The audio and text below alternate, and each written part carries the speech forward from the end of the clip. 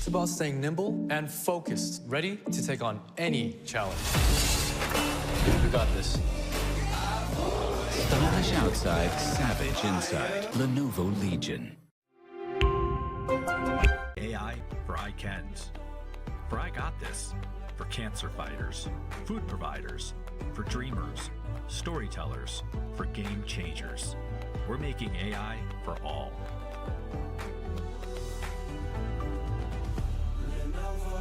Lenovo.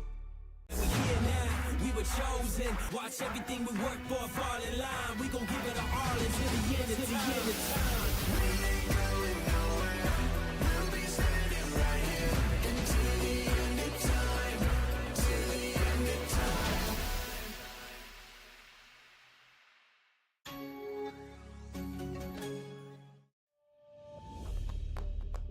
At Lenovo, we believe AI should live where you do.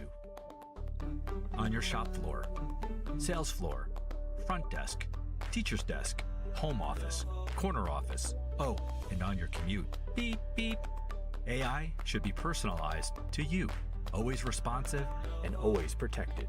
So we all can be safer, smarter, healthier, happier, more productive, less stressed. AI should be at your fingertips. We build and deploy AI solutions at the edge of the network and on premise, so they're immediate, private, and tailored to your business.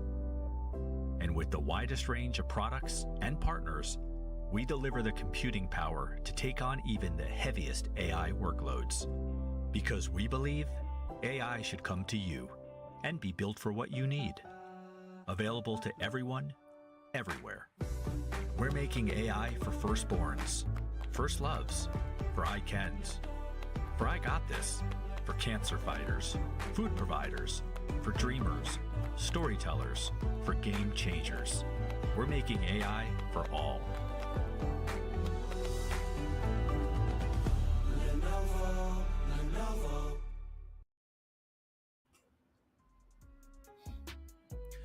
Welcome back, ladies and gentlemen, to Lenovo Tech World 24 India Edition presents Dynamic Duos for Counter-Strike 2, sponsored by Lenovo. I'm your cast for today, Bob Gusta. Alongside with me, I have my co-caster Aggressive, as we're here for day number 3 of the Dynamic Duo Wingman tournament.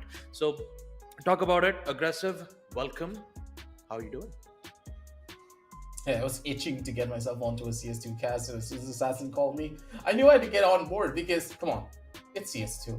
It's been so long since I last casted CS, and hey, I've been grinding myself out when it comes down to Wingman, and to see the professionals do it, I'm really excited to even bring all of you this action, because at least the last day before we head on down over to the top 4, mind you.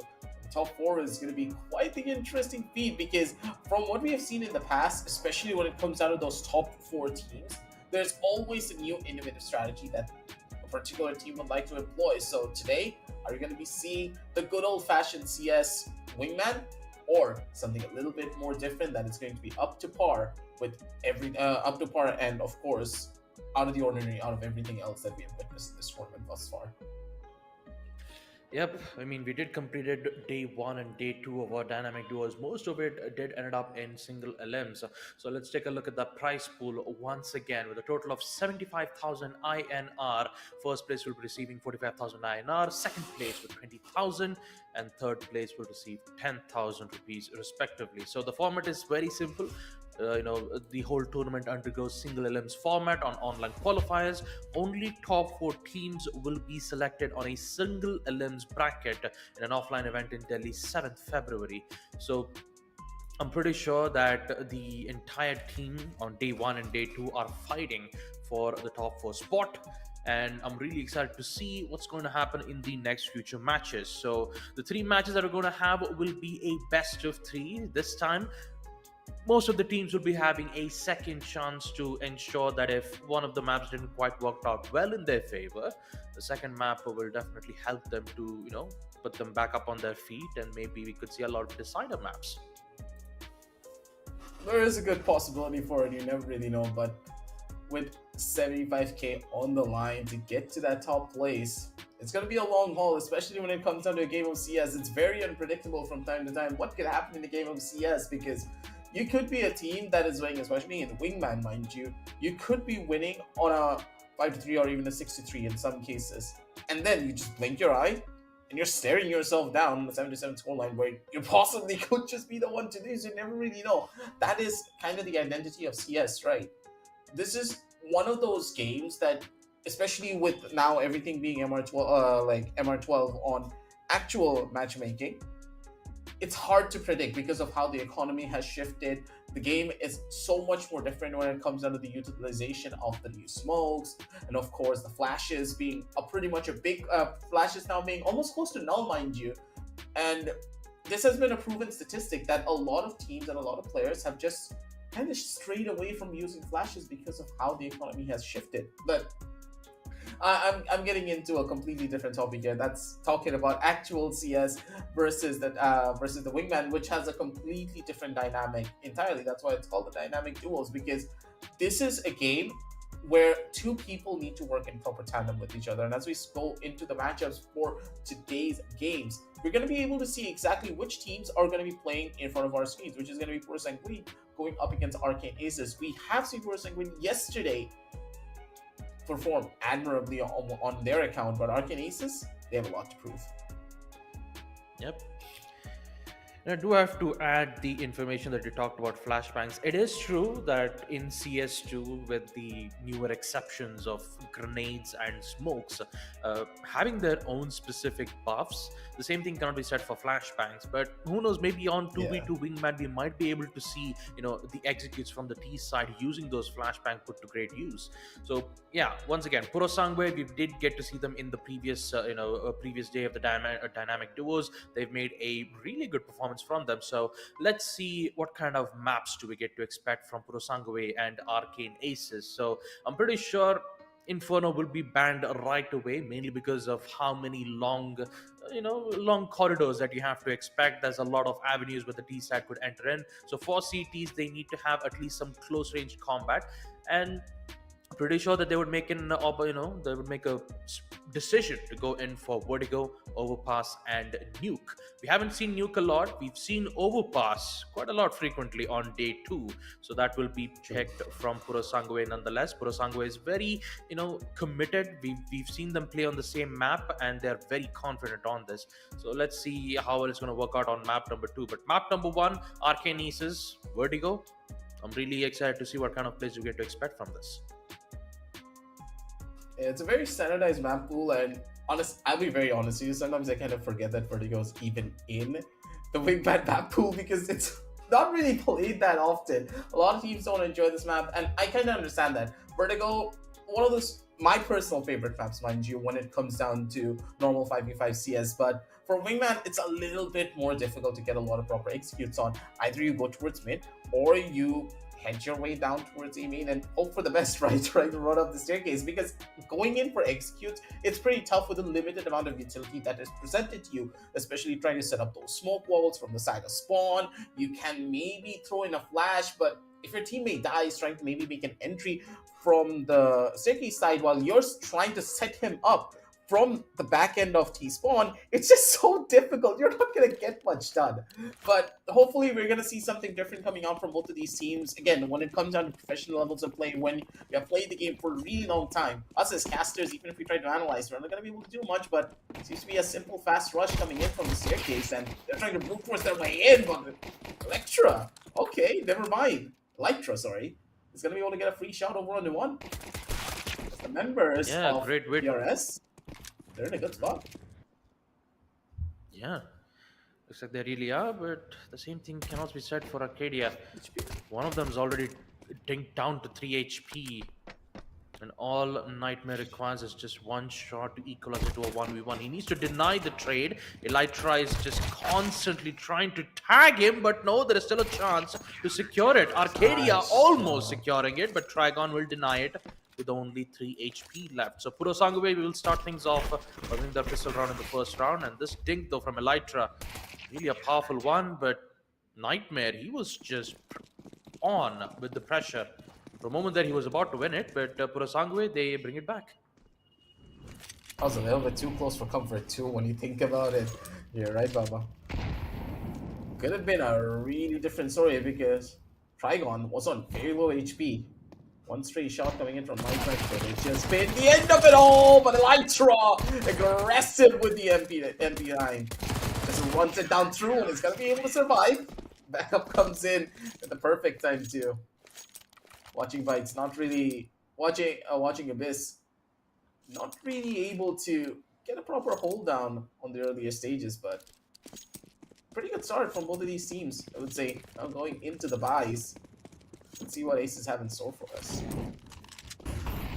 Yeah, it's always a difficult situation for the T side to even push in, but oh, would you look at that?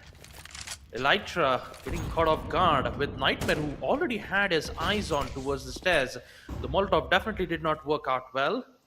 So these utilities will be very important for the T side to ensure that they have victory around the site itself. Full buy rounds is the only way that Arcadia can get away with at least 1 or 2 wins. And you can see how close this round is going towards it. So watching Abyss, make sure to get the final kill on Trigon, putting Arcane Aces their first round win on the side of T side. All they've got to do is to ensure that they keep their utility games right and counter those utilities that Purasangwe gives it towards the side. And I'm pretty sure that they should be going well and dandy in the T side. That's for certain. You can never get a little bit too comfortable, especially with the buys coming in for the CTs. A little bit aggressive here, Elytra. You need to show respect to them. Otherwise, it's going to be an even worse spot. Optimal positioning coming in from the members of our Arcane's Aces. They're finally going to be able to make their way up. Utility present, but no one's really giving them much of an angle to try and even get a fight into. A lot expended already, and members of Arcane Aces have still yet to make their way up. The clearance for the corner, the cubby being held, but the molly does not fully connect. So Trigon is just going to be able to wait it out. And Elytra catching all of the players, but Abyss so much wiser. Immediate for the trigger, it's going to be find the shot, and now that's all up to Elytra. 2 players at very low HP. The USB comes out to maybe find a shot, and he's going to be able to do it. Elytra. 1 HP in a dream, and he's able to make that dream a reality. That's what happens when you have a lot of electrolytes. Elytra, the man with 2 kills, back See to yourself back out of the door. on towards the B side. I mean, come on, man. I had a pun. I had to do it. All right. It's just I know. The way how both of these teams are, playing so close really shows that they value a lot of utilities and their own specific positionings. And just by looking at the CT side, you can see that they have less amount of utilities. Only 1 flash. All right, Elytra finds an opening towards the smoke. It's looking really good, so that would definitely force on a 1v2 situation for watching Abyss's end. Finds one of the players, but his location is compromised. So watching Abyss needs to utilize his flashbangs. One of them will be used. Doesn't have the information on the second player. Almost jinxed out on the player, but here comes Trigon to clean it up and give Team Purasangwe the lead that they required. 4-1, Arcane Aces needs to commit to a full-on utility buy so that those flashes or grenades or molotovs should have a huge impact towards the side. And winning the toss and being able to start off on that CT side just makes life so much easier when it comes down to the map of Vertical. The amount of utility that needs to be invested to even try to break through these lines is very difficult. I expected maybe a little bit more of a mid push and a switch out for the pacing, but doesn't really seem to be the case coming in from a member of Arcane Aces. And you can tell that for Sanguine, there's a reason why they deserve to be here. Pretty electric on the other side as Trigon kind of in a one-and-done angle. If he misses a shot, this could just spell doom for his entire team. I think he spotted the head of one of the players. Yes, he should so be able to find the he trap. gets one. There we go. Yep. It's just free cleanup for him. Perfect positioning. Yeah, it was an eco round after all. Eco rounds are always, not a great position to be in, especially when you have 0 utilities and you rely heavily on Deagles and Tech 9s.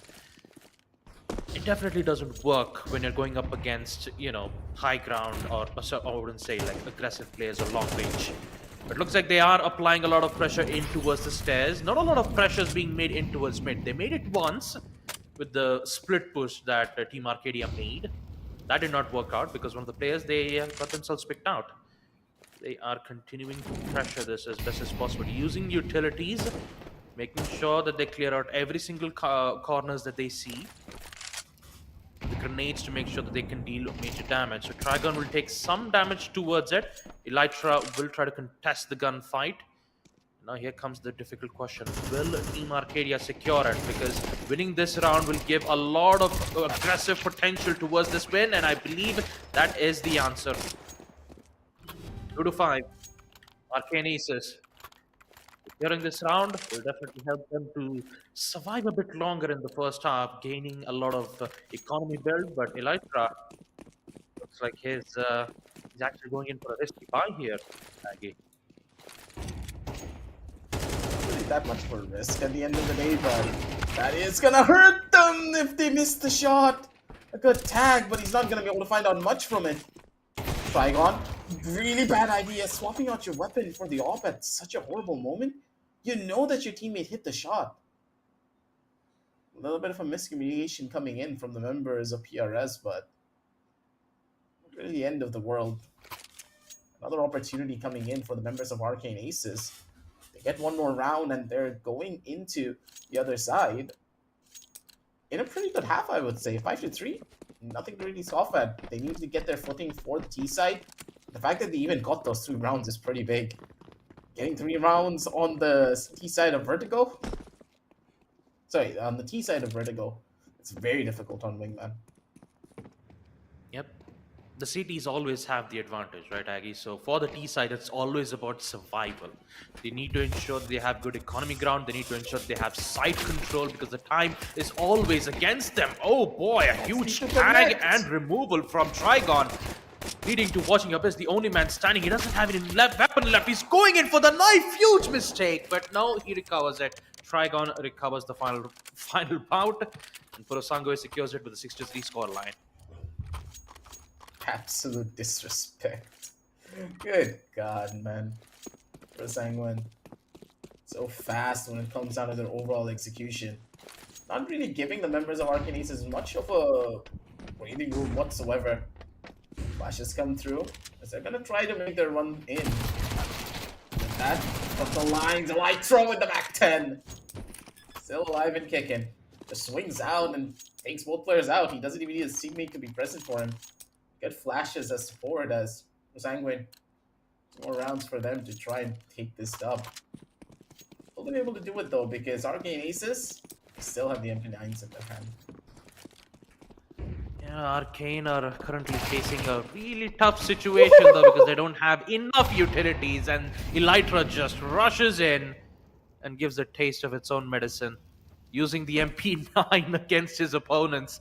It's a CT's weapon. It's a strong weapon. Yeah, it is really a strong weapon, even on long range. It's a 1v2 situation though for Nightmare. He has a full armor kit, so he could survive 1 headshot, but his location is given away immediately from the Molotovs. So he needs to figure out a way to get those 2 kills. 1 tag's made, he's still alive. Nightmare is on 24 HP, and Trigon needs to get at least 1 shot to the head, and he will secure it without a fuss. 8-3. Match point is in for Purosangwe to secure map number 1 Vertigo. And I've got to say, this peak though from Elytra, boy. Like the 2-tap headshots from the MP9 is just so powerful. You know, it's like what's more weird about it is that it's even powerful than the FAMAS. Yep. It's not even a weird thing because the FAMAS is possibly one of the worst weapons in the entirety of Counter-Strike. I'm not even gonna joke with you about that one. But this doesn't really care much. He has an M4 on his hand and he's gonna be able to utilize it. MP9 still, strength will prevail. And there's a reason why this weapon is so strong because, first of all, it has an extremely high fire rate and it has one of the best running accuracies in the entire game out of all the other SMGs. Plus, how much does it cost, Baba? Only $12.50. I mean, not a lot. Exactly. It's a $12.50 SMG. the amount that you're investing into that one particular weapon and the reward it gives you, it's just the best bang for your buck weapon. And that's the reason why normally the CTs will always try to pick up this weapon in comparison to a rifle in some rounds because it carries forward so well over to the rifle rounds. But you're talking about that a little bit too much because the rifles are going to be going in for fights, and Elytra is just so good when it comes down to the overall executions. It was so quick. I thought it was going to take a little bit more time for them to, settle in, maybe throw a little bit more utility, but 2 seconds in, the fight's already done and dusted. Elytra, he takes no prisoners. I mean, once you get the opening, you still got to, maintain that pressure, right? If you just give them one single opportunity, then the CTs would already have the better advantage. So the all-around thing on Wingman is that you should never give economy advantage to the CTs, because if they did, then the chances of them holding the site will be much more stronger. And for the T side, it will be very tough. They need to utilize on their utilities. They need to use Molotovs to gain information whenever you hear the huge sound cues that comes alongside with it. You have the grenades that can deal more damage without even going in for peaks. So utilities themselves cost, it's a one-time use, but it heavily relies on gunfights and positionings, and the way how Kurosangwe played it was just absolutely amazing. Whenever they get a kill, they always go in for an aggressive peaks, knowing that if one of them goes out, an immediate trade would come back instantly. So they played it well. They played it accordingly on Vertigo. There was a lot of pressure being made towards the stairs itself. A good amount of counters we've seen from Kurosangwe when they were on the CT side, but in the end, the T's need the main goal for the T sides is to ensure that they don't give a lot of economy advantage to the CTs, and they definitely did that in the second half. Yeah, that's for certain. They put a gas pedal on that pressure, and they made sure that at least they took down one player, right? And if you're able to take down one of the CTs, then that's more than enough for you to just keep on destroying the CT side economy. And you can tell that pretty much right up till the very end, the members of Arcane Ace just couldn't go in for buys at all.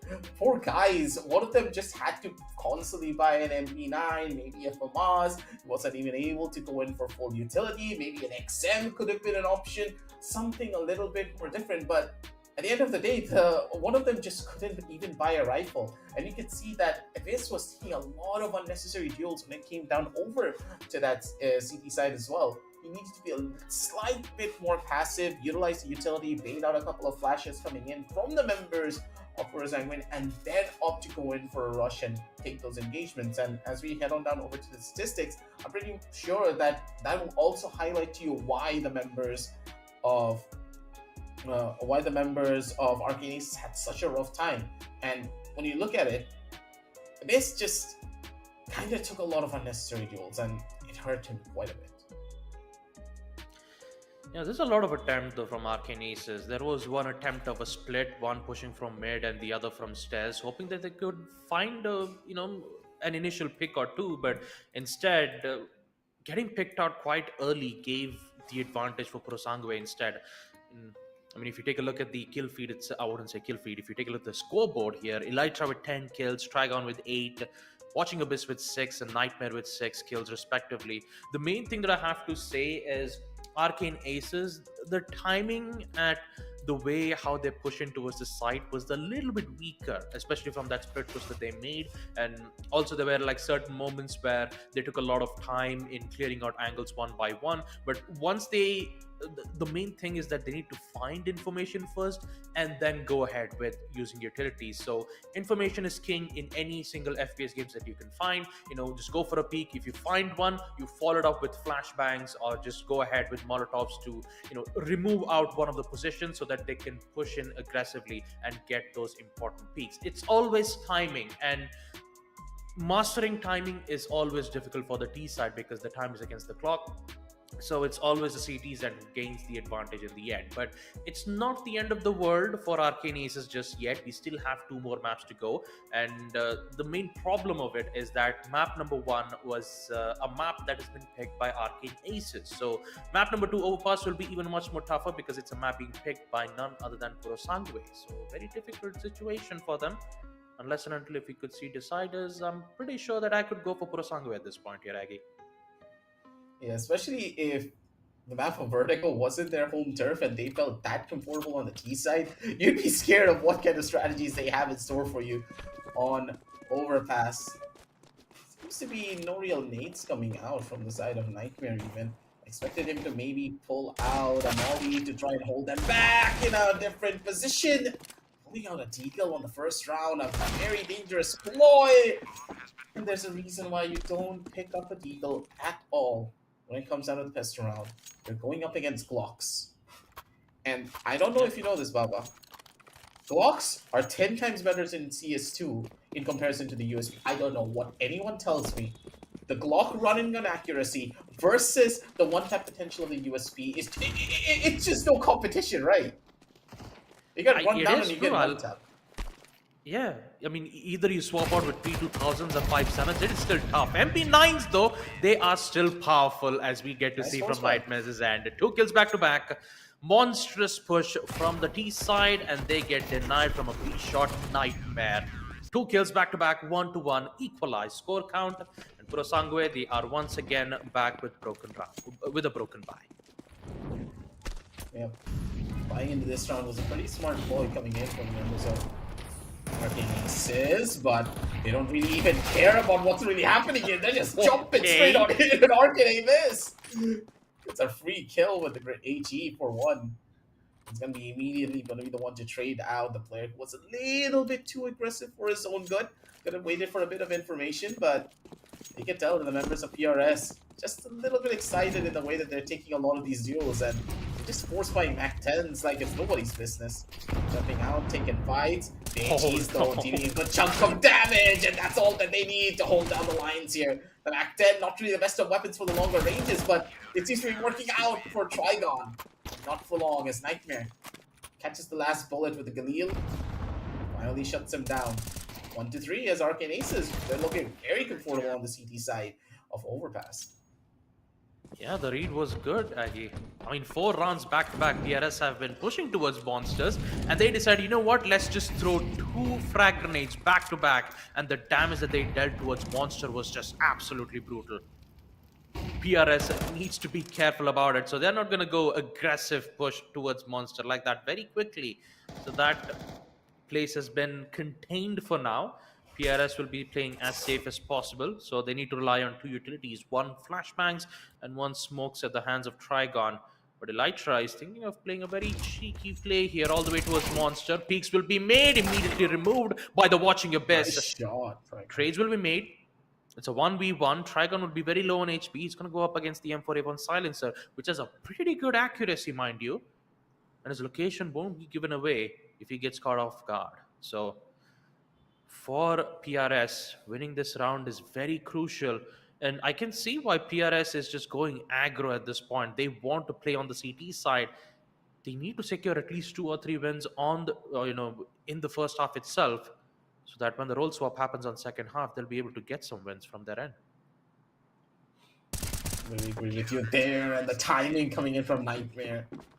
Beautiful, running on the clock to the very last second. Pretty much, it felt as though he knew exactly when the player was going to turn around. Experience working out beautifully for him. It's Purasangwe in a pretty tough spot, I would say. As Arcane Aces, they're just playing the mind games out here. They're utilizing better utility. And that's one of the main reasons why they're winning. And Overpass seems to be a map that they're extremely comfortable in, especially for the CT side. And mind you, Overpass is just brutal, right, for the Ts. Especially on Wingman 2v2. Considering the amount of utility that can be thrown by the CTs early on to deny any form of aggressive rush, unless you're able to utilize your smoke to just extinguish out the mollies and try to catch the CTs on a horrible timing. If you get stuck on the opposite end of Monster or even Sewers, you're just done for. You can't really push in from anywhere. And since one of the players will be holding towards B shot, it's even much more tougher to enter in the site, unless and until if you contest on a 2v1. which high likely could end in a trade. 1v1 could happen. Watching Abyss could, play around the site, maybe on barrels, on heavens.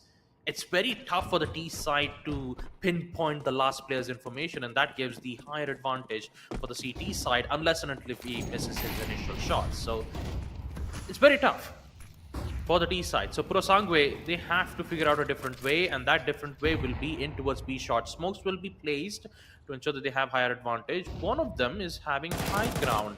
Interestingly enough, securing that 1 kill will be huge for Elytra.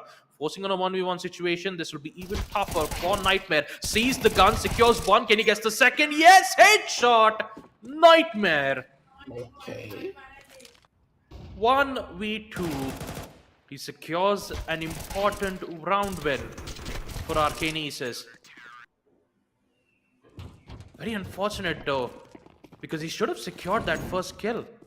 The trade should have been imminent, but that was not good for Purosangwe's end. Not at all. PRS not really looking that hot after what happened in map number 1. The confidence is not as present, but the Galil just so good on angles like that. Swings out, takes the fight, a Nightmare. He's the boogeyman under their bed. 1-6. You told me this was going to happen in map number 2. I would not have believed you, but Overpass, an extremely CT-sided map. And you can see why. A couple of mollies and you're just done for. You only have a couple of choke points that you can break through. And if you miss your shots, it's going to be the CTs. Those are always going to be the ones to come out on top. No, timing! We missed! Oh no, second volley! He's going to burn alive! Roast chicken. Oh boy.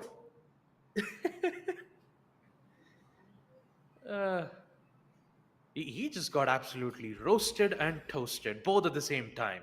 7-1. Arcane Aces, 2 more round wins.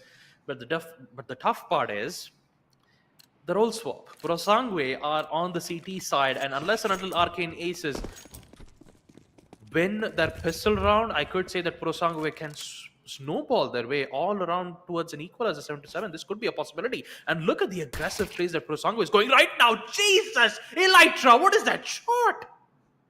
My goodness. The man just told him to sit Aggie, down. what were you saying? What were you saying about USP silencer being way much more powerful than the Glock? Well, Purosangwe is proving you wrong now. I mean... Listen. The USP has failed me more times than the Glock ever has, especially when it comes down to a person doing a drive-by on me. The man gets inside of a Bugatti and just one-taps me out of existence. Tell me what do I do then? But the MP9 is one of those weapons that does not do that. It's going to be always tried, true, and tested. You can always rely on this particular weapon, but Nightmare needs to hold faith that his Glock can maybe do something, but not really going to be the case. Elytra gets a good kill, and immediately 2 rounds just pass with a blink of an eye, 3-7. Purosangwe are slowly but surely trying to make a comeback here. Still a bunch of rounds to be had, and one mistake, and they're staring down a match point. And looks like the Ferrari peak from Purosangwe. I think they're not going to stop. The Nightmare is playing it very safe this time. It's not going to give away his positioning just yet. Smoke that will block a lot of lines of sights. There's much more entryway towards the CTs to push aggressive. And that aggressive play will force the T side to use every single bit of their utilities. Only Nightmare has a molly, flashbang, and smoke to at least provide some access towards the side. But this is looking really good though. Elytra is just playing it safe. Elytra and Trigon. Information with a wide peak. I wouldn't say wide peak, it's just a chicken peak. But watching Abyss, oh boy, his information's been given. Now he needs to go aggressive. He gets one. 1v2 situation. And he gets away with 2 kills back to back. Providing match point for Arcane Aces. It's 8-3, but Purosangwe, I'm pretty sure they're not going to give away just yet.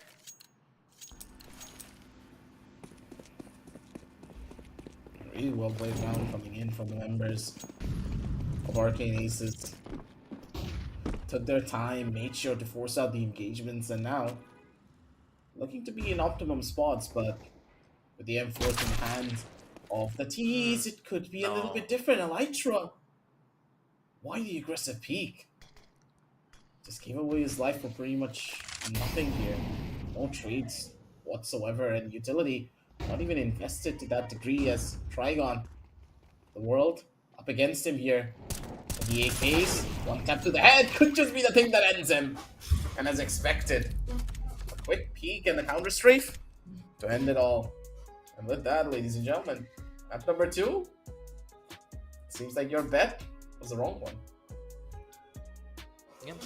Not a good idea for Purasangwe to do the same, contest towards Monster twice in a row, because they expected that to happen. I mean, pistol rounds, we saw Purasangwe play aggro for like 3 rounds back to back. It could have been best to, try to shuffle things a bit. Maybe instead of applying pressure towards Monster, it could have been better to apply pressure all the way towards B short. B short tunnel, you can have great angles to take out players one by one, knowing that you don't have to worry about connectors. I mean, it could have happened, but the main problem is predictability.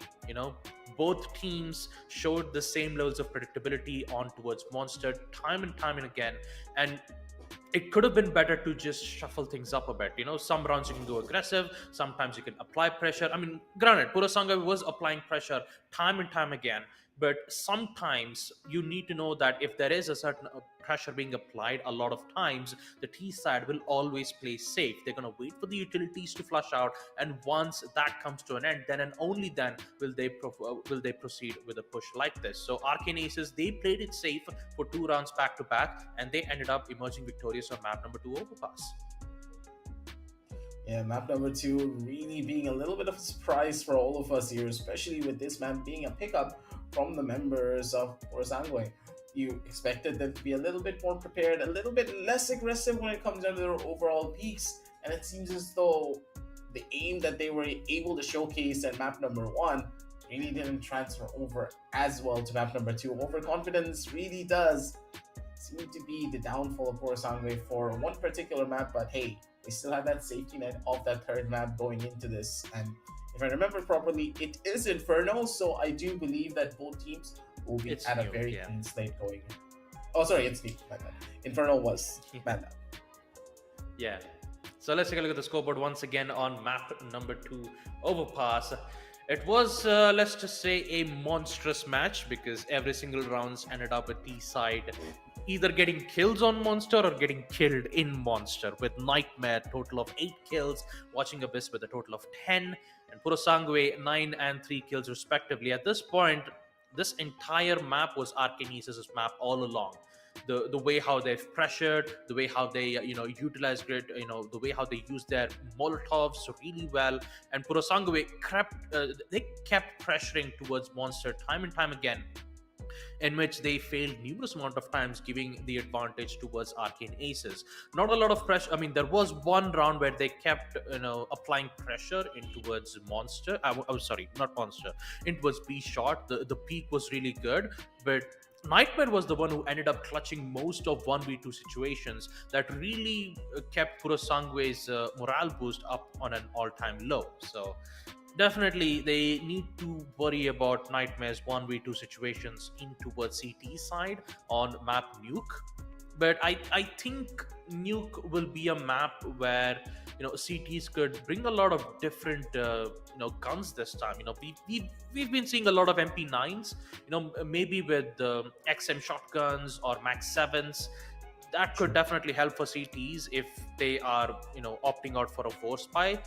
I think on the Deciders map this could be an optimal solution, but the way how Arcane Aces and Purasangwe are playing, they're playing it according to the box. Economy, they're utilizing economy by going in for a full-on eco rounds with just Tech 9s and Desert Eagles. So I'm pretty sure that they won't bring in shotguns. That's what I'm thinking, although I hate to say it. Hey, shotguns are the most broken weapons in the entirety of CS2. You can't prove me otherwise. That particular gun has given me PTSD when I was playing Oh Inferno. boy. There was one game where a guy Oh just boy. ran an XM, and when it came Mhm. down to the T side, they didn't have money on Nova. Sat inside of apps for like the entire game, and we could not physically go towards it. Doesn't matter what we threw at the guy. We could throw flashes, we could throw volleys, we threw a smoke. For some reason, he killed us through a smoke. He could have been hacking, he could have been doing whatever, but we hated him in the process. Like, we just could not do anything to him. And it's kind of ordinary, right? Because the XM, there's a reason why it's a very strong and powerful weapon, because it can pretty much one-shot you at almost medium to short range. If you hit that headshot, you're guaranteed gonna get that kill, unless the other person is using an AK and you get unluckily one tapped in the head while they are still getting aim punched in the process. So it's stuff like this that really makes you think that CS is just a game of attrition, right? Whoever is going to be able to tilt you more at the end of the day. And the members of Rosagwe just maybe got a little bit tilted out of their own accord, because Elytra made a lot of very unnecessary peaks. He wanted to be that player that got the kills early on because he expected his aim just to be better, but there were certain situations where he needed to take a couple of steps back because Arcane Aces really evolved their strategies to go up against these aggressive plays being made by a player like Elytra. Hopefully that's not going to be the case on the map of Nuke, because Nuke is one of those maps that, yes, it of course awards good aggressive play, but unless you're disciplined as well and you know how to trade properly with your teammate, Nuke can just be another very brutal map, because don't forget, elevation needs to be taken into a factor, and there's a lot of different elevated angles that you can play here on Nuke. No one's on the same playing field anymore. One could be running around over towards the top parts of control room. I forgot the name for a second. Inside of control room, one could be right behind the reactor, one could be playing towards the side of secret. There's so many different angles that you need to worry about, and unless you clear out everything methodically and of course utilize utility properly, smokes here don't really matter as much. Because think about it, in Nuke, whenever you're entering onto the site, what do you really smoke? You don't have much. Maybe you have a smoke lineup to completely block off double doors and maybe single door, but after that, what do? It's all about the aim, and it's all about how you utilize those Molotovs. Yep.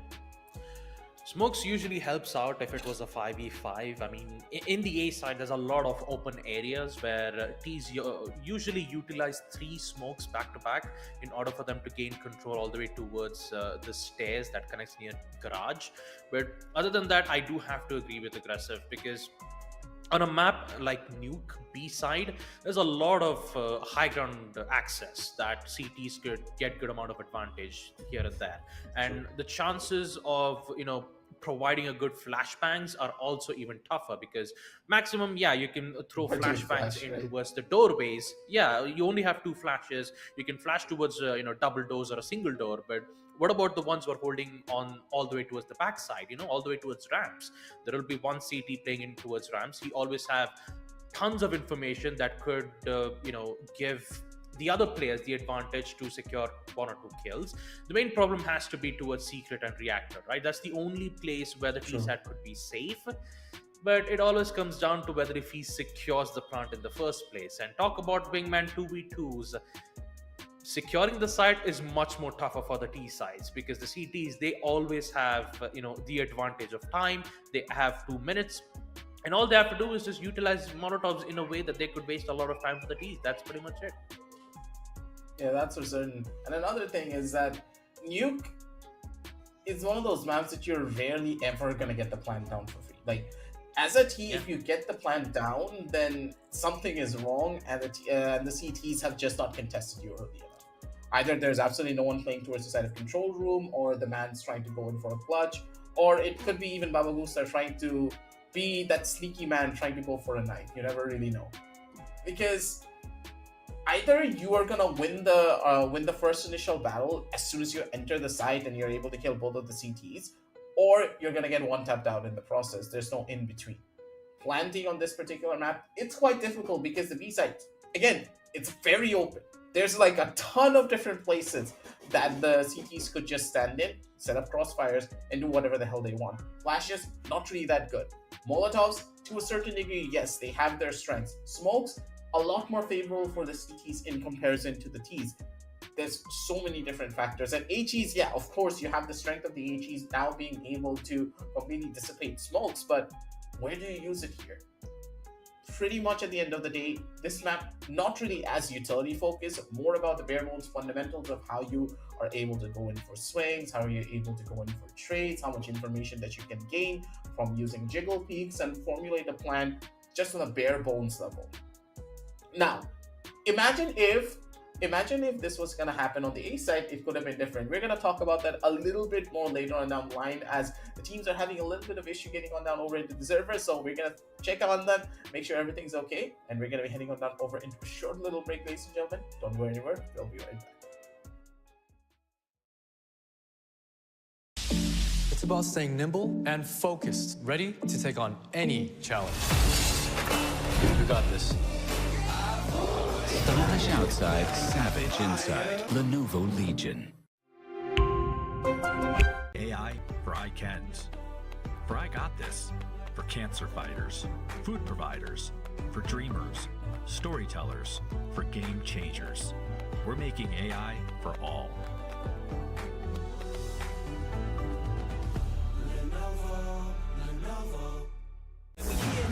We were chosen. Watch everything we work for fall in line. We gon' give it our all until the end of time. We ain't going nowhere. We'll be standing right here until the end of time. Till the end of time.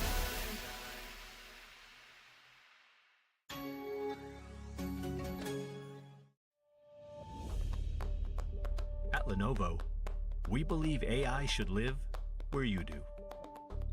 On your shop floor, sales floor, front desk, teacher's desk, home office, corner office, oh, and on your commute. Beep, beep. AI should be personalized to you, always responsive and always protected. So we all can be safer, smarter, healthier, happier, more productive, less stressed. AI should be at your fingertips. We build and deploy AI solutions at the edge of the network and on premise, so they're immediate, private, and tailored to your business.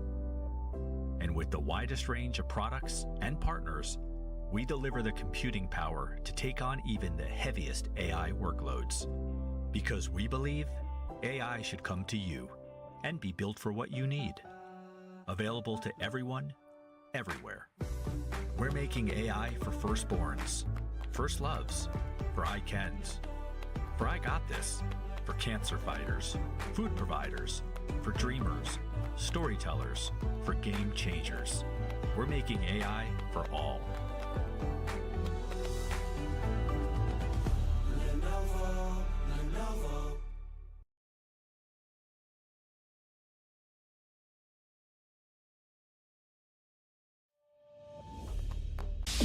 It's about staying nimble and focused, ready to take on any challenge. We got this. Stylish outside, savage inside. Lenovo Legion. AI for I cans, for I got this, for cancer fighters, food providers, for dreamers, storytellers, for game changers. We're making AI for all.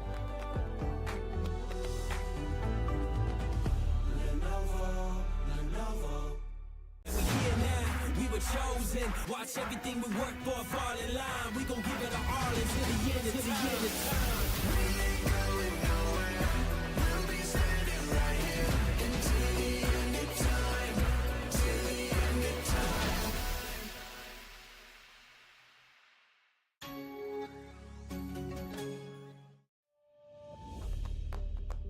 At Lenovo, we believe AI should live where you do. On your shop floor, sales floor, front desk, teacher's desk, home office, corner office, oh, and on your commute. Beep, beep. AI should be personalized to you, always responsive and always protected. So we all can be safer, smarter, healthier, happier, more productive, less stressed. AI should be at your fingertips.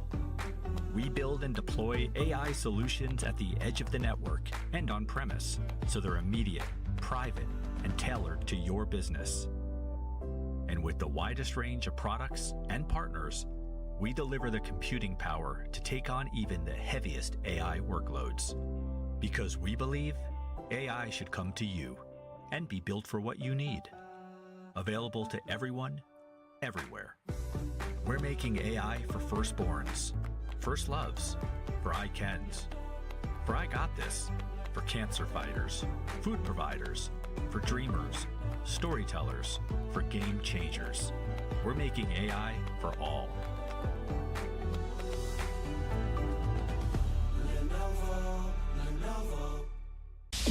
It's about staying nimble and focused, ready to take on any challenge.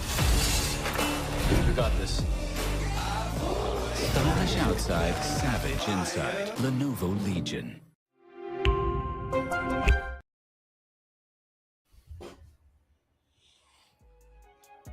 Alright folks, welcome back to Lenovo Tech World 24 India Edition presents Dynamic Duos for Counter-Strike 2, sponsored by Lenovo. Once again, we are back with our first matchup between Team Purasangwe versus Arcane Aces. We just completed map number 1 and map number 2. I believe we are not going to waste any time with map number 3, which will be Nuke. We had a lot of discussions about it, and Aggressive was talking about the way how Nuke works, but without any further ado, we're not going to waste any time at all and start things off with the pistol rounds in this map Nuke. Ah, yes, here's where the growing pains will start. CTs already in position, control room being taken over by Abyss. He has holding down the line, but now where do you entry? Where do you want to go? Double doors getting opened up. A little bit of a bait here, Elytra. Not really playing as aggressive as you would expect him to, and I like that.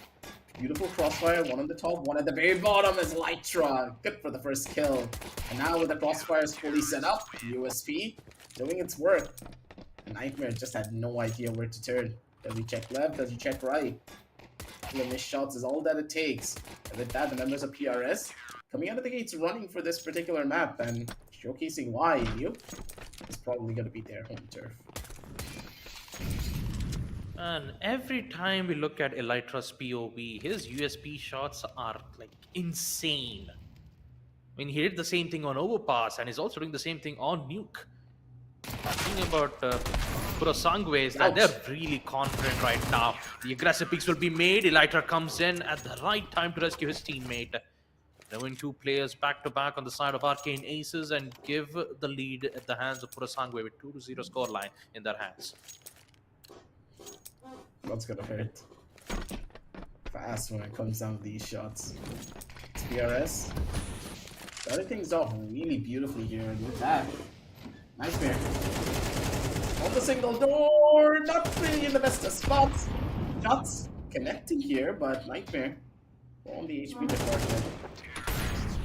It's Elytra a little bit too aggressive for his own good here, gets got out completely in the open.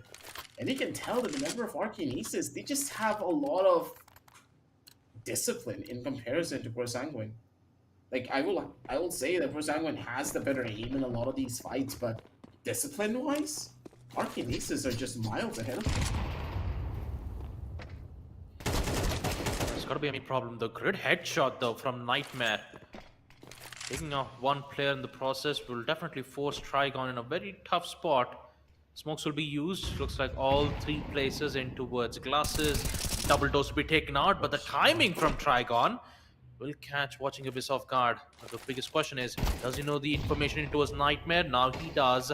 Finds out one of the players. Needs to reload his weapon. Silencer has much more better punch towards it. Power flash is not going to affect one of the player. Just needs to find a proper timing to click on the head. It's just so close. Purasangwe needs this win. If they do not, it will be tough, and looks like that will be the case. 2-2. He ran out of bullets. Yeah, he ran out of bullets, unfortunately. But I do have to talk about the weakness of MP9, though. No matter how good fire rate the gun has, when it comes to wall bangs, I could say FAMAS still beats it. You know, FAMAS has a good punch, it has good penetration. The same thing can be said to an SMG because it doesn't provide Wallbangs a in lot of my damage if it's hit. CS2? I mean, it could Blasphemy. happen. I mean, there are some wall bangs in CS2, right? I mean, there are some spots where you can wall bangs. But yeah, I mean, I'm just pointing it out, one of the key factors of FAMAS and MP9. No! No! Almost. Okay, I think they're done for. That could have been a trade right there. Nightmare. He dealt the damage, but he's not really going to be able to find the kill. I mean, with 2 members still very much alive. This is not going to be that easy, even if you are not in the best spots of the weapons. Elytra getting his hands on that AK was pretty much the final nail on the coffin there for Sanguine. Back in towards the win it. This one. Trigon doesn't have it. Yeah, for a moment there I thought Purasangwe had 2 AKs back to back. Even Elytra dropped the weapon so that it could give it to his teammate and secure the second AK. But yeah, the recovery did not work out well, and that's forced with an MP9s. But on the bright side, Arcane Aces are forced on an eco round unless and until the Eagles of Watching Abyss secures one. No, it does not. Unfortunate. Pushes aggro towards the Molotovs, catches away. Information will be given from the sound queue, and Nightmare with P250 only has a dream to secure a kill or 2. Information's given, Trigon gets it, and just like that, Purasangwe are in the lead 4-2. Purasangwe are now feeling the confidence here. Going into it, their utility usage is pretty optimum. They know what to expect, they know how to stop these early aggressive rushes, and the early bouts of utility that they're investing is just perfect for them. Smoke's already utilized, both doors now fully covered. Plus, now they have an opportunity to make their way all the way towards the side of control. Elytra! So aggressive, and the pre-fire working out in his favor. Has him already completely block off any form of trade that could be coming in, and now it's just a waiting game. PRS, they're the ones who are in the driver's seat for this entire fight. Never mind! It don't look that good. The stairs. I think the car's wheels just got punctured. And did you just realize that the stairs just tanked a headshot? I mean, this is the second time I'm witnessing. The first it was with the AK. It actually tanked a headshot that went through the stairs. And the second it was from the P90, forcing on 17 HP. Both of them are low, but Elytra has the upper hand in long-range fights. Same thing can also be said with the P90. If he chose to go aggro push all the way towards the side, but he chose not to. Not a single utility is left on both the sides.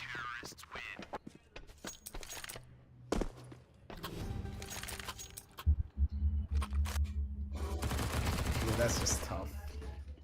Not really much that you can do right with a P90 at that range. You have 2 different angles to check, and plus your HP is really low, so that AK is still gonna be a much more optimal weapon for a fight like that. Utility invested from either end, but once more the CTEs just have full control here, Baba. They're taking no prisoners, and the fact that they're in position is just gonna be even better. But the Galil, again, a much better weapon than the M4s, mind you. He's able to come out on top. And with Trigon now being the last player remaining, he's been an absolute treat to watch, but in this, it's going to be an impossible feat for him to try and break into. He's just trying to get a tag towards the head, but since the location is given away, he can only rely on a single flashbang. Finds the opening. It's up to a Galil and an AK. He needs to secure the bomb, but instead he'll just give away as a bait. And Nightmare gets it. The final nail in the coffin of the first half. We will end things off on a 5-3 scoreline. Still favoring for Purasangwe. We'll see what the second half has in favor for both these teams. Shots though at the end of the day.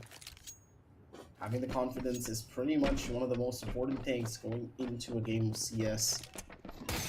Specifically in Wingman. Okay. Running out immediate, and wait a minute. Did he get a collateral or did he just 2-tap them? I heard only 1 bullet. What? I heard 2. I had 2 bullets. I definitely heard 2 bullets. I heard Watching 1 and Abyss I was like, just... wait, what? I'm pretty sure Watching Abyss was just like sprinting towards the upper side of Secret, and Next thing you know, he just get 2 kills back to back. It was a surprise, but a welcomed one for the CT's end. And looks like it'll just keep steamrolling for the side of Arcane Aces. 5-5, it's equalized. And this time, Purasangwe are currently in the danger zone of the deciders. Really fast rush coming in too from the members of PRS. Equalization is very much important for them to play into here. Mac 10 still on the opposite side with a Galil on another. You want to maybe take that first initial engagement a little bit earlier than expected. Utility, a bit of a fumble coming in from the members of Arcane Aces, but a slow approach is a good one. But PRS throwing out all of the close corners, maybe trying to get a bit of chip damage with that HE, but unless they find information of where one of the players are, things are not going to be looking that good. Elytra, fast on the flick and the reaction. It's going to be the one to survive. Now it's all up to Abyss. MP9 in hand. A very good angle to play into. Good for the first initial shot. HE coming through. That's going to deal a little bit of a chunky amount of damage. And the MP9 run and gun coming in for the last save too. Galil now getting picked up, a bit of an upgrade. And with that, the members of Arcane Aces one step closer to getting to that match point here, Baba. Oh, you're watching Abyss. Giving a lot of wins for the team here, folks. 2 runs back to back. One was a clutch and another was a 2-tap headshot with a USB silencer. And this is definitely making PRS make a lot of mistake decisions, though. Not good. Not good at all for Purasangwe. 7-5. 2 more rounds left for Arcane Aces to secure the next phase of the Dynamic Duos. And Purasangwe, like, they've made a lot of work on the first half.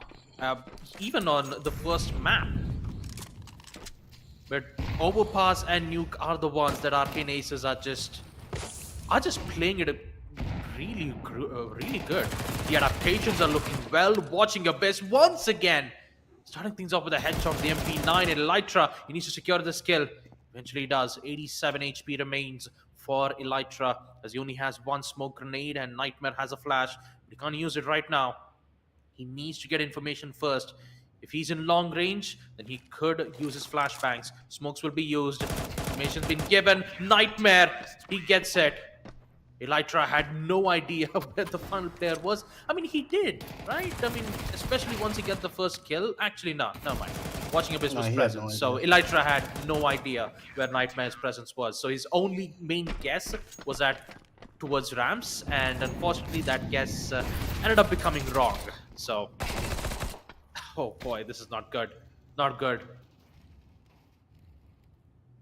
Yeah, it seems as though the members of PRS have just kind of given up hope here. Position is known for one of the players, but Trigon, just work cut out for him. Maybe find a one-shot here with this against this P90, but even then, it's gonna be tough to even try to find one optimal kill. Better on the angle, but the P90 just spots him out and a little bit of a run-and gun. It's gonna be a thing that brings it back home for the members of Arcane Aces. A very different story from what we expected to happen is after what we witnessed on map number 1, but in map number 2 and 3, Arcane Aces, what a treat to watch, and the discipline that they showcased right up till the very end was one of the main reasons why they were able to win. Aggression is good, but you need to be very calculated when you are trying to be aggressive, and the members of Sanguine just kind of did their own thing. They were not really being aggressive as a complete squad and a complete unit, and they lacked the discipline to go up against the experience, it seems, coming in from the members of Arcane Aces. Yeah, it was really unfortunate for Purasangwe. They had a lot of potential in the second half, but once they kept applying pressure time and time again, and when we saw those 2 taps from, from the player on the side of Arcane Aces, it was just, it is tough to come back. Yes, I agree, but that does not mean that you should keep applying pressure over and over again at the same, same positions. Sure, the pressure eventually died down a bit in the last few rounds, And I mean, at this point, it was just Arcane Aces round at this point. Congratulations to them. They will proceed to the next phase of the Dynamic Duos. And I believe that was our first map. I mean, the first match itself, we had all three maps opened up, and all three maps ended up with some of great memorable moments coming in from both the teams. We still have 2 more matches to go, ladies and gentlemen. We still have 2 more matches, but we still need to talk about the match of Nuke itself. So at a few more seconds, we'll be able to take a look at the scoreboard of map Nuke. And I've got to say, these 2 teams, they've made a great presence. They've made a great performance in the Dynamic Duo. Yeah, that's just certain. I'm pretty sure that the members of Pure Sanguine, when they're coming back for even more Dynamic Duos for CS2, I'm pretty sure they're going to be phenomenal, because those guys, they know what they're doing on an individual skill level, but as a team, it just takes some time, right? Whenever you're playing duos, unless you're able to properly trade each other, it just doesn't make any sense. Going aggressive is one thing, but taking your time to maybe set up, try to hear for noises, try to understand where your opponents are before trying to rush in. Playing for aim is good, but in these situations, it just didn't even exist. Elytra, yeah, he got kills, but he also died really early in a lot of those rounds where Trigon was just stuck on an island in a 1v2, right? What can he even do? Yeah. Although Wingman solo plays on some certain occasions are really good, but it's even more powerful if you work together as a unit. Teamwork is the most important place of, it's important for any other FPS games when it comes to utilities or grenades. If you want to secure a single kill without going with gunfights, you can commit to it. You can go on with a perfectly timed grenade to secure a kill if you know the perfect positionings for it. But yeah, like I said, Elytra is really good, but when it comes to teamwork, there is a lot where you guys need to focus on, and hopefully, just by looking at the board itself, you'll be able to realize what kind of mistakes that you guys did and be much more stronger in the next future matches. But unfortunately, the team will be eliminated at this tournament. That is really unfortunate. I was actually looking forward to Team Purasagawe to proceed into the next phase, but unfortunately that won't happen. So once again, folks, we'll be taking a short break, and we will be back with the second matchup for the Dynamic Duos. Until then, make sure to stay hydrated. We'll be right back.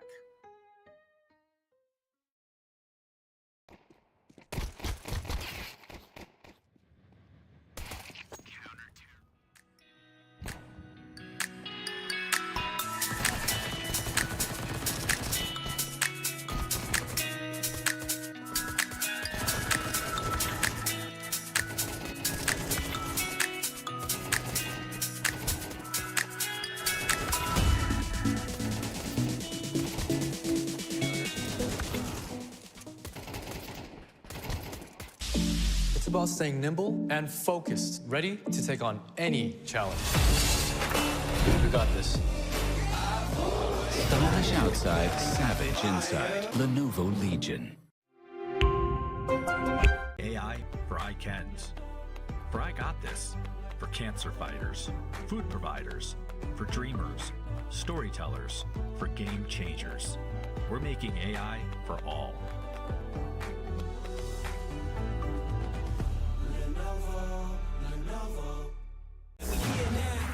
Chosen, watch everything we work for fall in line. We gon' give it our all until the end of time. We ain't going nowhere. We'll be standing right here until the end of time. Till the end of time.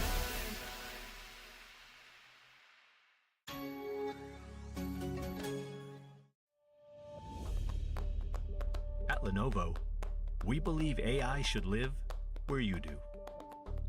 On your shop floor, sales floor, front desk, teacher's desk, home office, corner office, and on your commute. Beep, beep.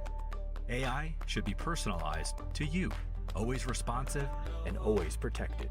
So we all can be safer, smarter, healthier, happier, more productive, less stressed. AI should be at your fingertips. We build and deploy AI solutions at the edge of the network and on premise, so they're immediate, private, and tailored to your business.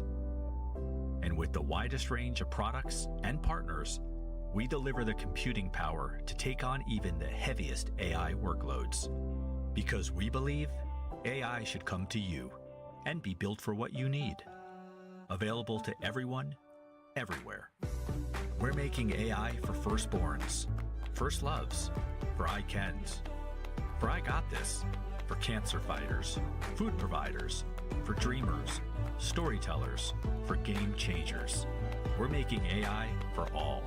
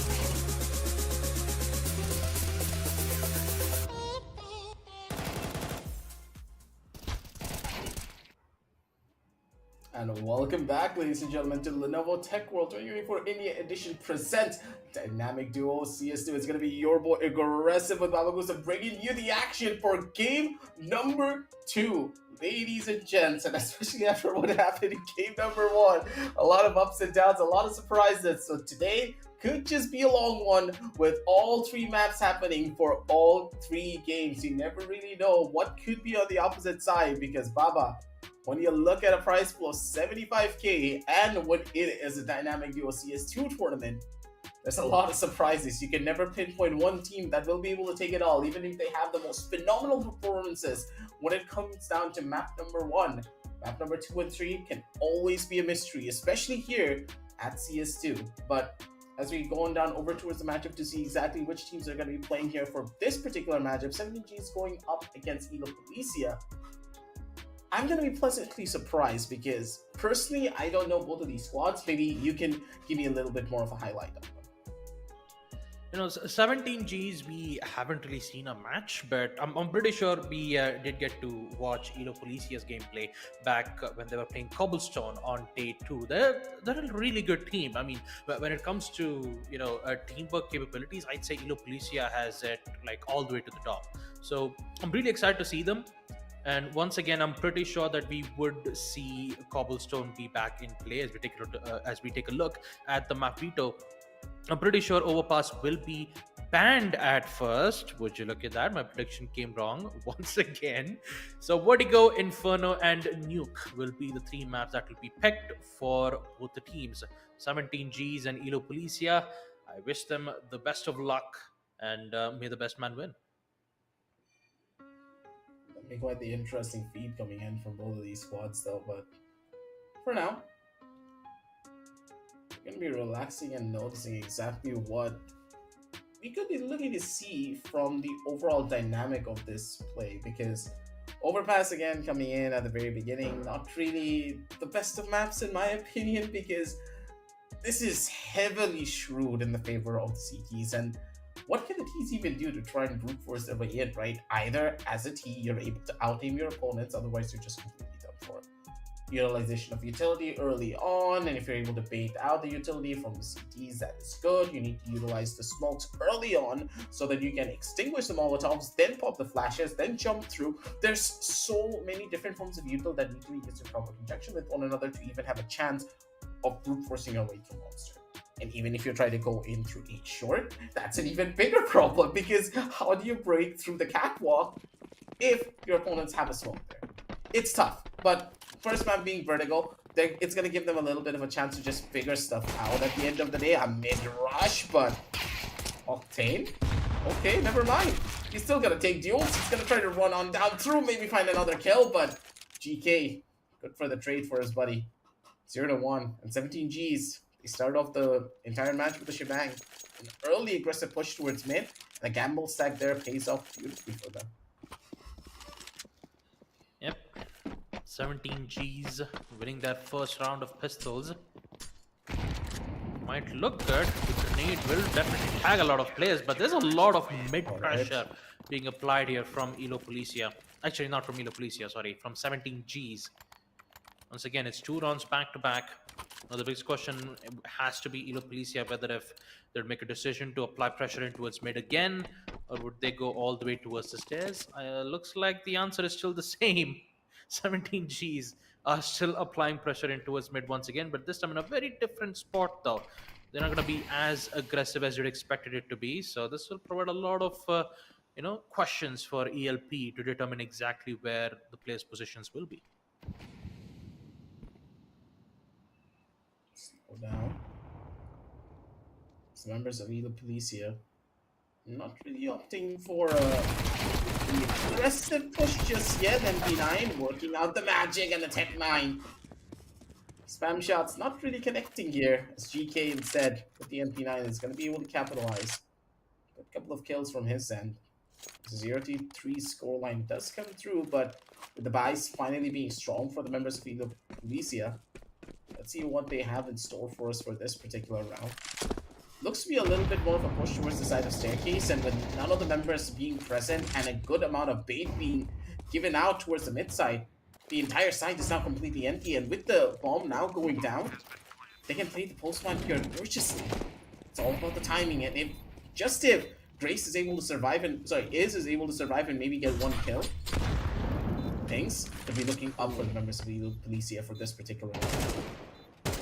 Yeah, his teammates is back, but at the loss of Izzy, they're gonna commit to a smoke plant, but that does not work out. Immediate refrag will be made from Octane to flush out one of the players, and once again we will see a really good retake coming in from 14Gs, 4-0. So Elo Policia are definitely getting caught off guard 4 times in a row. Sure. And being aggressive on your takes is also so important. Utilization of the smokes, the flash coming through as well, his teammate being able to just swing out immediately based upon the flash. And it seems as though they've already read this ploy. With no aggressive plays being made towards the opposite side on mid, that's instantly just gonna mean that they're coming in through staircase, and GK catches out Grace. The fish out of water. And now, slow down from either side. Aziz trying to maybe look for a duel, but with the smoke now dissipating, unless he makes a play, 17G, they're just taking their time with it. Is good for the first kill, and now in a 1v1 to try and maybe go in for a clutch.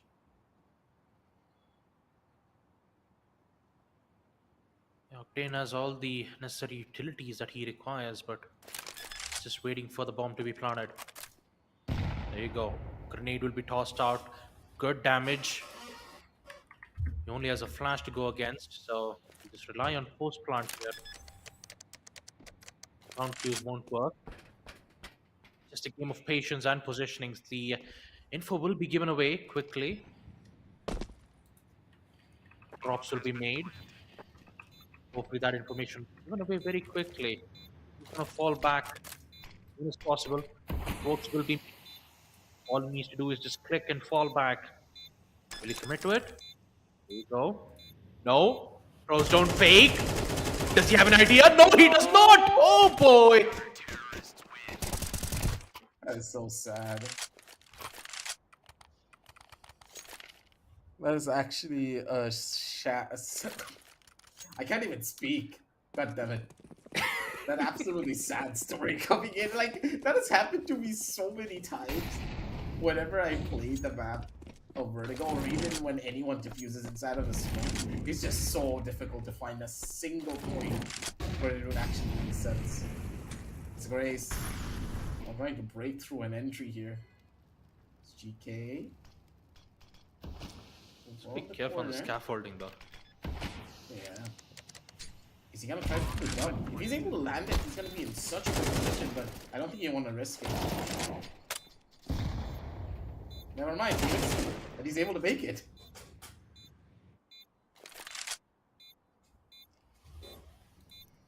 Yeah, really good smokes from Easy. And Grace just blocking off 2 important points on towards the side. He needs to secure the kill though, and it's Octane once again. Oh boy. 6 kills from his end. 6 wins back to back for Team Block 17. Sorry, it's 17 Gs. I'm not quite sure why I said Glock 17s for some reason, but yeah, it just kind of rings a bell, right? It's 17 Gs in the end. So 6-0, Elo Policia. They've tried every single trick in the book. They've tried to, make a good split. They've created distractions. But it always comes down to how well 17 Gs are in repositionings. Just when you hear one single utility being tossed out, the rotation is imminent. They could just immediately fall back from mid to B or B to mid, like provide good amount of protection from his teammate, as well as securing one line of sight back at the same time. Great. I mean, the boost was a little bit finicky, but it helps, as it helps you in pushing through smokes and having line of sight both at the same time, right? And the other part of this boost is that you're able to smoke the front side off and then slowly break your way up. The fact is, they have the entirety of the B side to themselves now. Land comes through the ventilation, completely blocked off, and that's going to give them a timing to play into the North plan.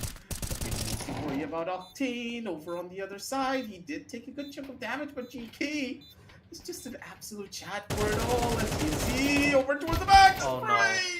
It does not connect. And a travesty and a tragedy is about to happen all at once. The nade comes through, still able to survive. It's all up to GK to maybe pull off a miracle here. Knife in hand over from the other side is easy. Around the world in 80 days for him. The sun shines bright on the horizon for Elo Policia. 1-6 on the scorecards. At 17 Gs, they lost the round, but good God, was that a little bit too close for comfort. Really close. Grenade will definitely catch GK off guard, but he forgot about the line of sight. And that is definitely gonna hurt. The mid presence from 17G is just... It's frightening. Like, how can you get away with a line of sight like this? It's been so many rounds where Elo Policia got caught off guard just by being in mid.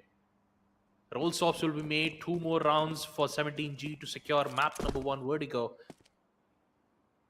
And Elo Policia, they were such a great team in day 2 of the Dynamic Duos, but turns out up against 17G, there's a lot to learn from, especially on this map. Yep. They do have really good angles, I would say, and a lot of smart plays that is being done by their squad, but I don't think having smart plays is going to be enough to make your way through over to the core. Your aim needs to be on point, and your confidence is key. And Izzy, beautiful on the off angle. He's able to get the catch over on one of the players, and GK taking a back seat. With the gimmicks that he's able to provide, he's in a good spot. And now, with the information being gathered, Elo Policia, I like that they're playing in discipline. Going in for the 2v1, not even giving a single 1v1 away. No ego on these players. And that is what you would love to see. Octane used to take a duel and easy. With the USB, he's going to be able to just tap him out of existence. 2-7. The 17 Gs, they lost the round again, but Elo Policia, they're slowly building up that momentum on the CT side. Yeah, they've got to keep themselves calm in a situation where 17G has the lead. But every single moment counts. Whether if it's weapons, positionings, or just playing aggressive and playing alongside with the team. They're playing it patient. They're not going to give away their positionings just yet. Even though 17Gs have a really bad bind, they just don't want to give them away just yet. Look at that. No way! Octane just... Octane, man. Through the smoke, he gets away by taking out Izzy. So it's all up to Grace. The XM shotgun. The danger man in close quarters combat could be a Grace moment for Elo Policia. If he misses the shot, then it's all over. Sound's been given. Now Grace knows that he's confident. That's one. Can he guess the second? No! He does not!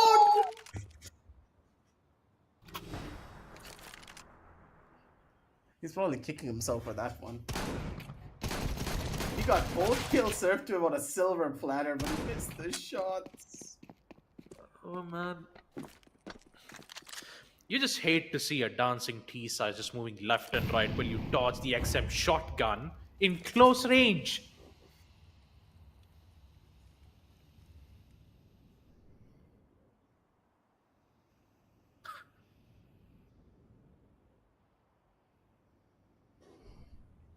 It's like speechless at this point. Me and Aggie, both of us are speechless. Let's not forget that this was an eco round. Both of them had P250s.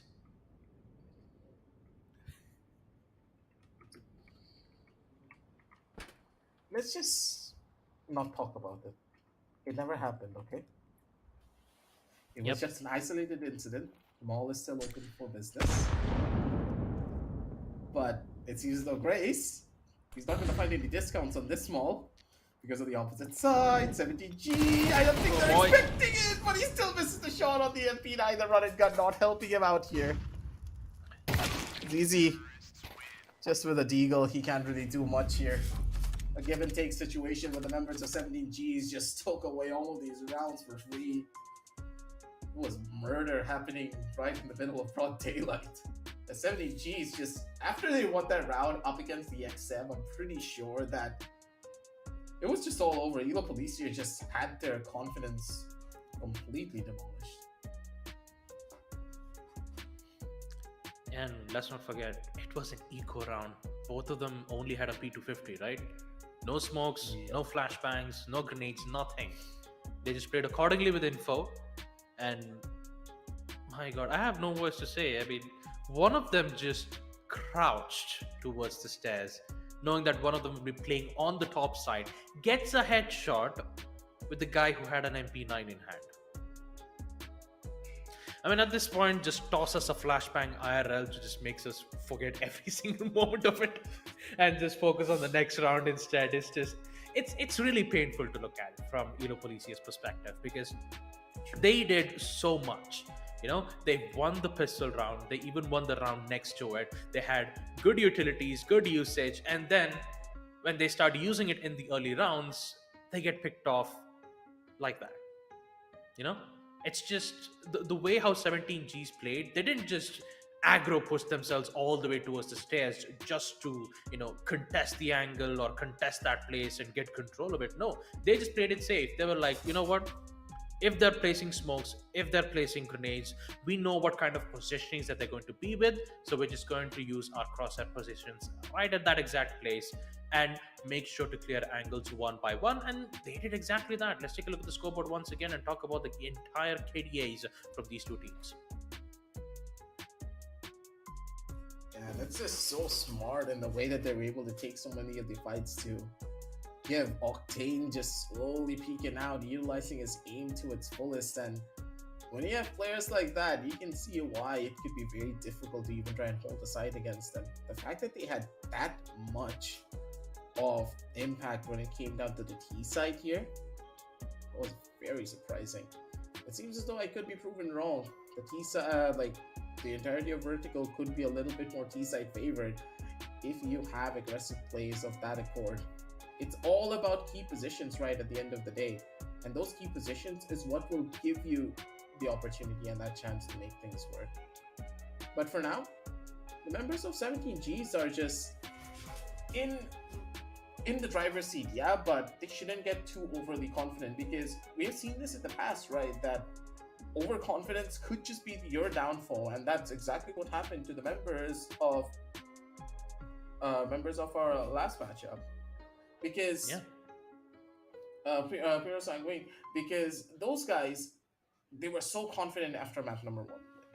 It was Vertigo as well.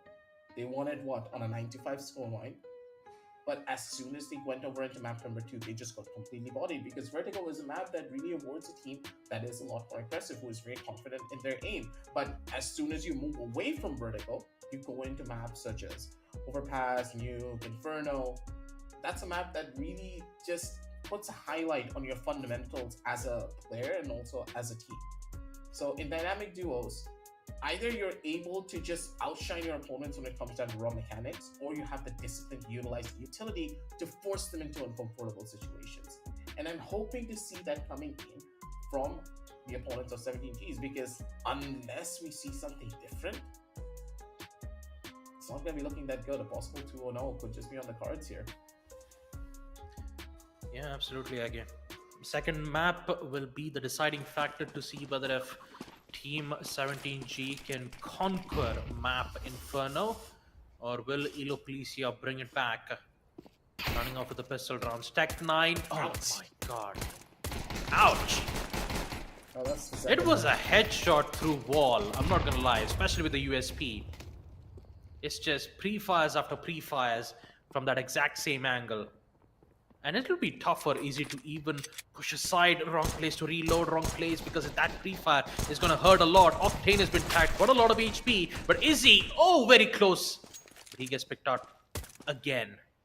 It's a 1v2, Grace is just 6 HP. With the Tech 9 in hand, Octane is still alive with 7. And Both of them are low.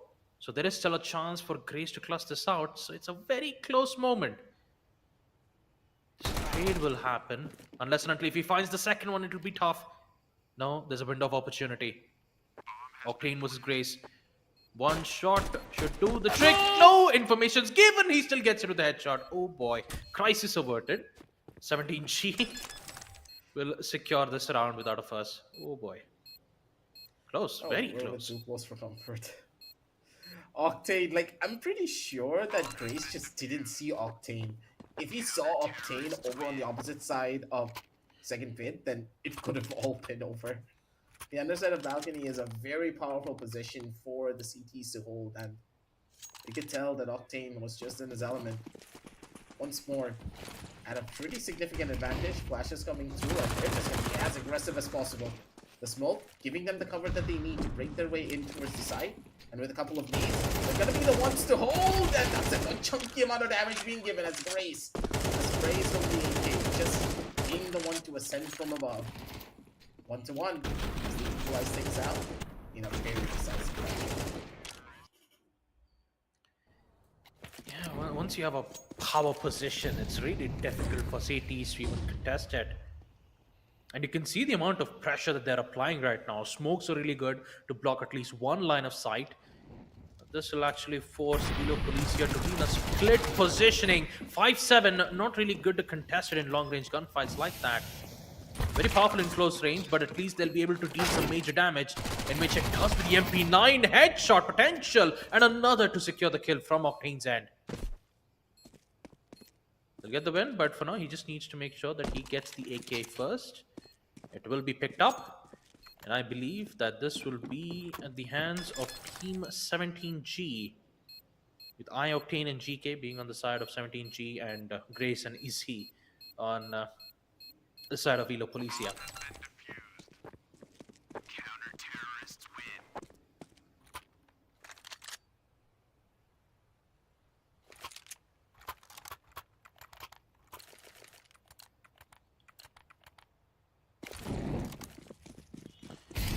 Right, run 4.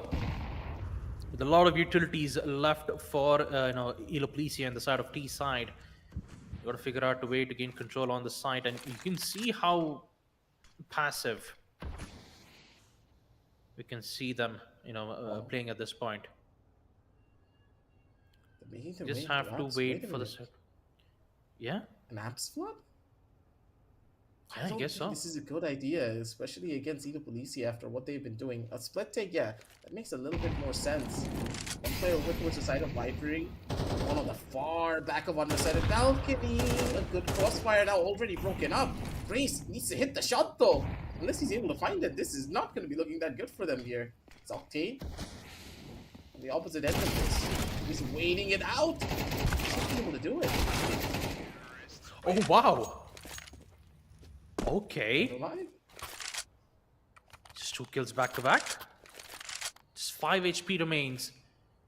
You can see Elo Policia just coming back with yet another round win. Yeah, this is looking desperate now for 17G. MP9 close range will deal some major damage to Grace, but not a lot to Izzy. Oh my god, the power of the 5-7. It's taking out Grace, who was very low on HP. Might get a weapon upgrade too. The Max 7. Using a lot of time for the team. Information's been given. 2 headshots back to back with the Mac 10, but he still survives in just 4. That's why I hate the Mac 10 sometimes. I'm pretty sure the second headshot just went through the barrels and then to the head. No, even then, it won't kill you. Yeah, it won't kill you. Like, even if you headshot a person twice, yeah, even in medium ranges, it will not kill you, whatever happens. Unless you hit a body shot, you're just done for. Good nade being utilized. GK just exploded.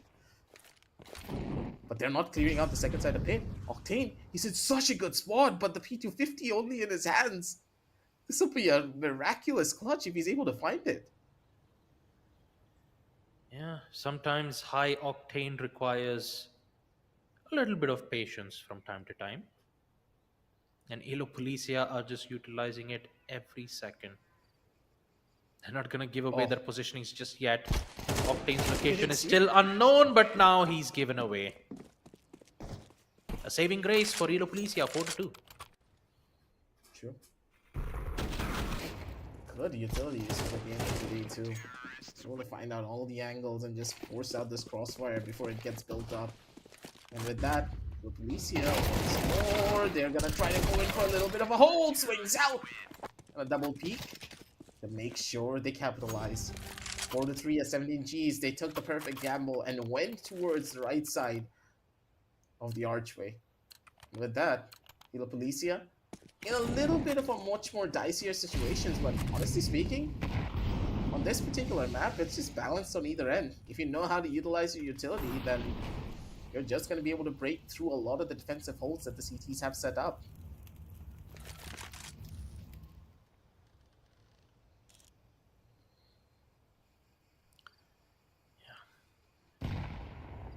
And this time, 17G, they're currently the ones who've secured map number 1. So, ending things off on a 4-4 could be the best bet. Close range. Oh, what are you? Like, why? But, alright, Grace is just here for the rescue. 2 kills back to back. A very risky decision to bring in Op, especially on the T side. But, you know, what works, works. And eventually we will see Elo Policia getting the advantage in the end on map Inferno 5-3.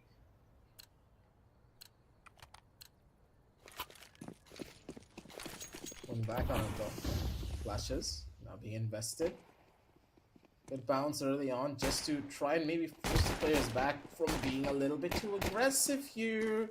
Crossfires not really looking that good. Is he in a little bit of a horrible spot? Because if Grace dies, then he can't really do anything to try and capitalize. I'm pretty sure that they can smell this guy out as well over on the opposite side of Under Balcony. Going for a little bit of a wraparound. Take your time here. Go in slowly. And Izzy, optimum positions for him to try and pounce onto his opposition here. They're trying to go in for a little bit of a split, and I don't know how good of an idea this could be here, Baba.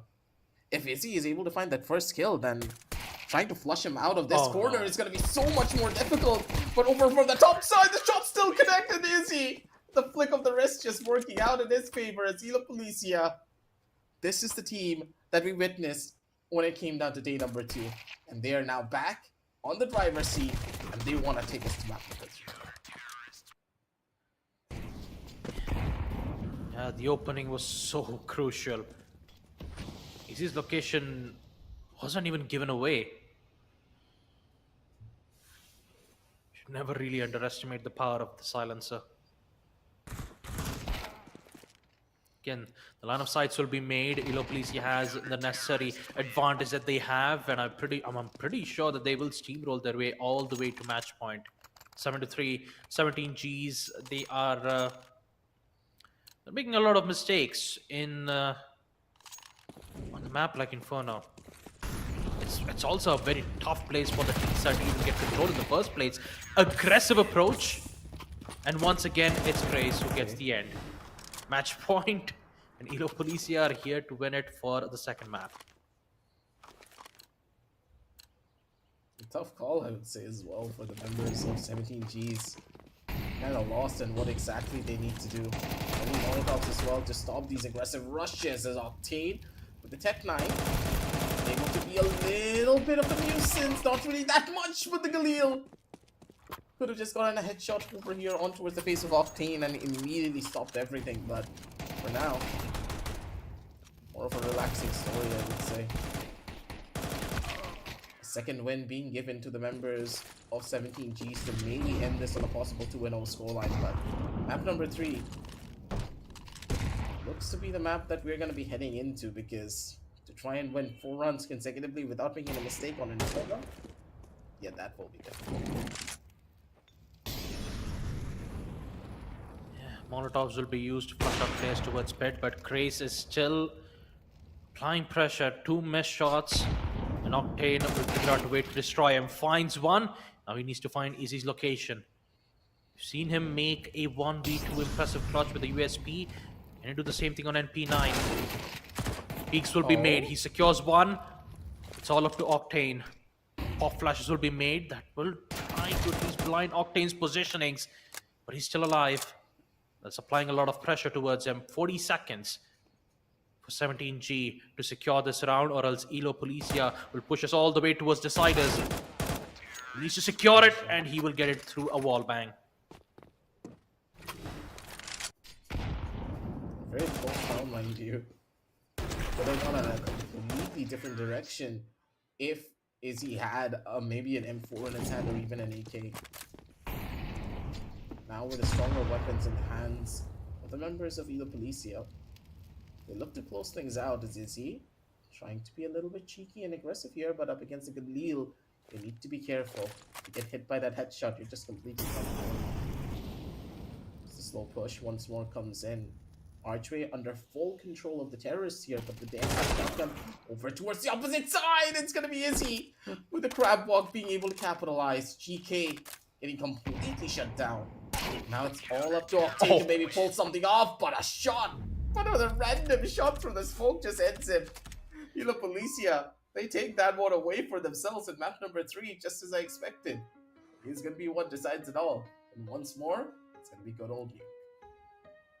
Yep.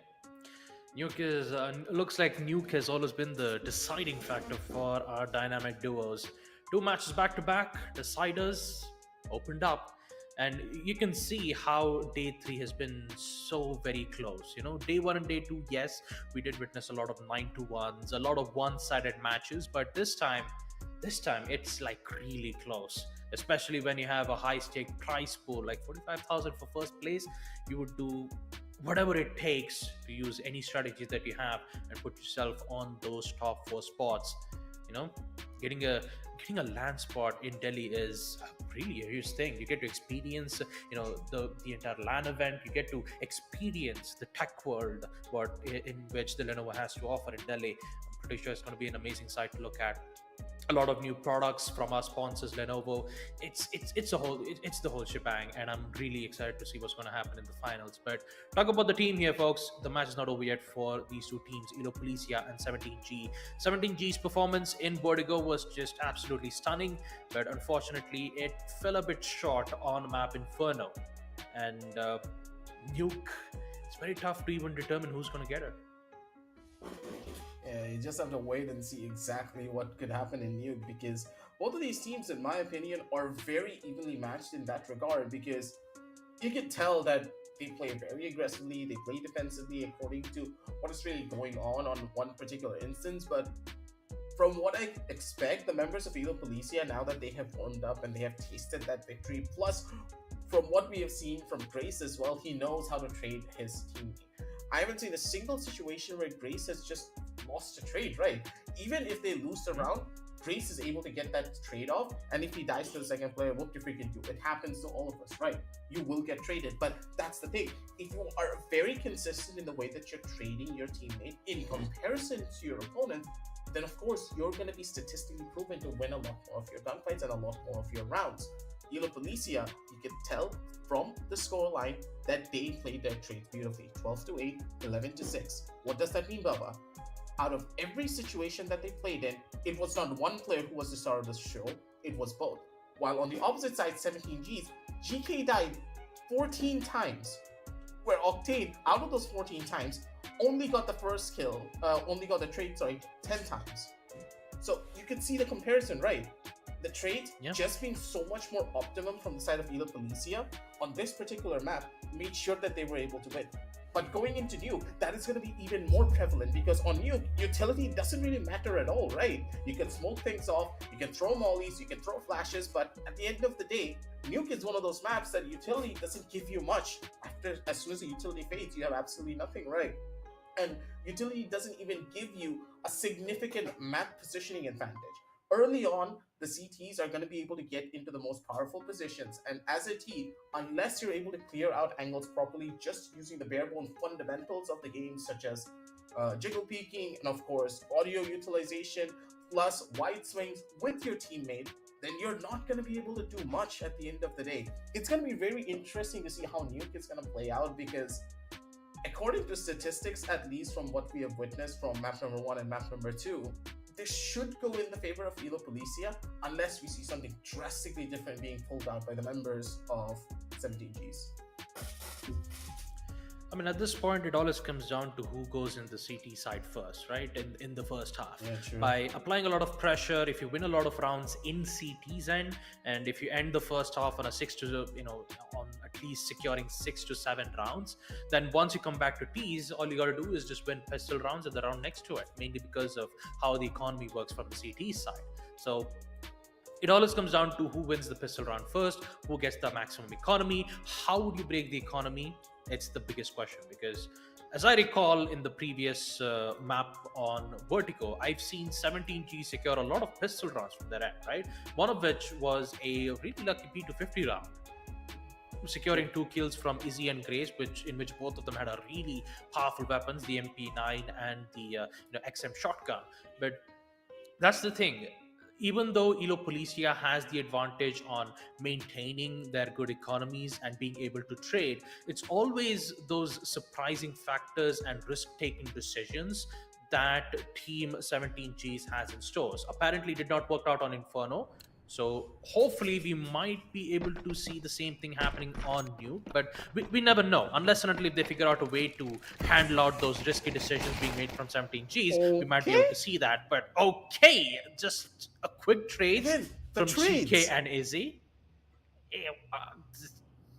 It's high octane gameplay. What can I say? 17G, they just love high stakes at this point. Harsh, but okay, the HE is gonna be able to deal some damage, but that's the strength of a Glock right there. More bullets, more potential to go in for the run and gun, and the fact that he was able to utilize his movement properly, Elo Policia came out on top once more. That with Policia. And the GK! Good God, the MP9 at long range. Such a hard weapon to control from time to time, but the fact that he makes it look that easy is just a difference maker. But Grace, you do not go up against this guy and come out alive. Elo Policia back in the driver's seat once again, 2-0, and 17G's is forced by just bore no fruit whatsoever for them. Yeah, they have no other choice, Aggie. They have no other choice to go in for a fully committed force buy, because if they lose this round, then this will be even much more problematic. FAMAS will secure 1, instant refrags will be made. This is heading neck to neck. Only having an MP9, it's a full buy armor. So you need to take out the player by surprise, or at least secure a headshot and reposition quickly without being attacked. Molotov's been dropped out, so Octane could use it, but it's best to just play it safe. Definitely, if you get the info, that should be great. Saved by the railing, and Octane gets away with a headshot, and it's considered as a wall bang because he shot through the railing. 17Gs recovering the round once again with the force buy, and this was exactly what I was worried about. They like making force buys, they like to make risky plays, and Elo Policia needs to figure out a way to contain this. There we go. He's not gonna be stepping on the gas pedal anytime soon. Some going, as you see. Just the eagle. Maybe he can pull off a kill, but if I get this clutch, it's gonna be so much more difficult with the amount of utility being present in the hands of the CTs here. Positions good towards the side of double doors, but doesn't really have the weapon to do much as GK just catches him out completely. Guns back in the hands of 17Gs, and with that, Elo Policia and 17Gs, they're going to be going into this with complete clean slate, other than Octane, who still is forced to keep up with that MP9. But I wouldn't say it's a bad thing, because especially on these close proximity fights, that MP9 will get so much value. Just as I said, a lot of value. Oh boy, 1v1 once again. Octane has all the utilities he needs. The main problem is, can he secure the kill? A lot of sounds will be made towards yellow doors, but he has no idea where Octane is.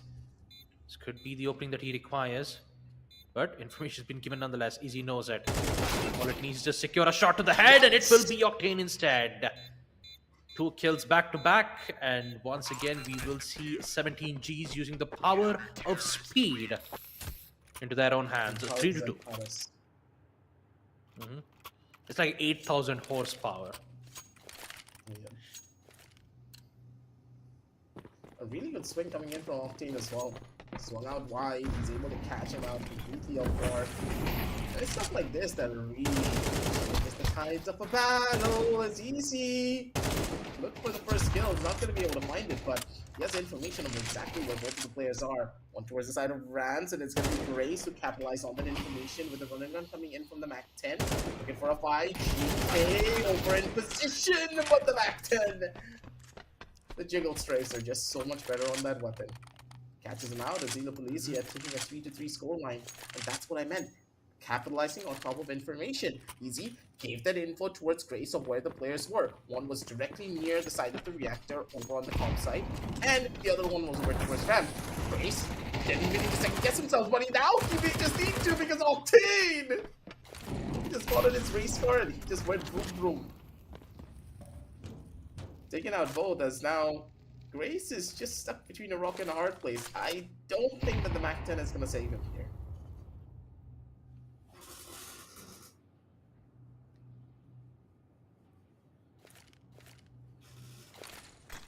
Yeah, it's a tough spot for Policia. The Mac 10 up against an M4 and an MP9. So it is the end of the first half. It's 4-3. 17G have things under control with good round wins. But Policia are just making sure to bring things back here once again. It's just very crucial for 17G to put themselves back on the lead. You can see that they're going to play it accordingly. Utilities are just working out. This grenade might be able to deal major damage, in which Izzy is forced on 13. So one shot to the leg is more than enough to secure the kill. And it would be up to Grace to find the important opening. The railing shot quite worked out well, and it's going to be even much more problematic. Less HP, it's just 13 for Izzy. The end of the first half, and GK will just end things off on a 5-3. I would say it's pretty even for either side too, with a 5-3 scoreline coming in, a couple of mistakes being made here and there by the members of ELP and also by 17G. So at the end of the day, I wouldn't say any particular team has a pretty significant advantage here going into the second half, but being on this defensive side, Grace and Izzy, you see them pull off miracles here, Baba. And for the CTs, they're in a good spot. Just gotta hit the shots here. Grace, he's able to find the first initial catch here. The P2000 working wonders for them. With that, Grace, the pistol rounds are just his to take. Yeah, I mean, at this point, Policia will be flowing with a lot of cash in their hands. A lot of utilities in their belt. And here comes the surprising part. 17G with their eco round. The fully committed P250s. Now this is the round what I'm mostly worried about.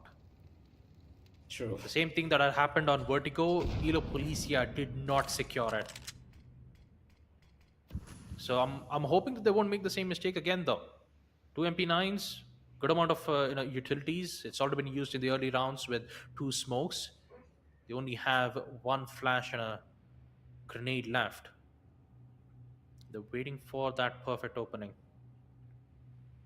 Never underestimate the P250. Very powerful in close range. Good headshot tap. Fall back safely. That's really good. Doesn't secure the kill yet.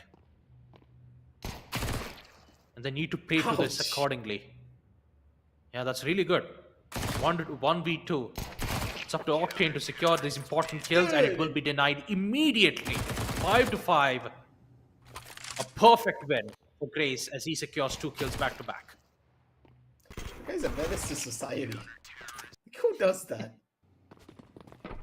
Like, you cannot kill him at all. It is such a rad angle to play into, but hey, he knows how to utilize it to such a beautiful degree. What do you have to say against it as GK finally gets a shutdown over against Grace, but he went in a little bit too aggressive, so his teammate was not able to trade him out there. A good try and a good chunk of damage being given, so GK very low on the HP department, so 2 bullets, he's gonna get shut down. It all depends on the timing coming in from Izzy. He's on the bottom side and he's gonna be able to catch out GK for it. And upgrade straight up to the AK. AG over to the opposite side to break down the door. He's not able to find the headshot though. It's Octane. He now has a smoke to play around with. This is beautiful. Masters class being done by Octane here. Just needs to survive here on towards the side of break room. For him, slow instead he wins the race. Single door, not completely broken out. He could have just played this one a little bit more. Comes through, spam in from the other side.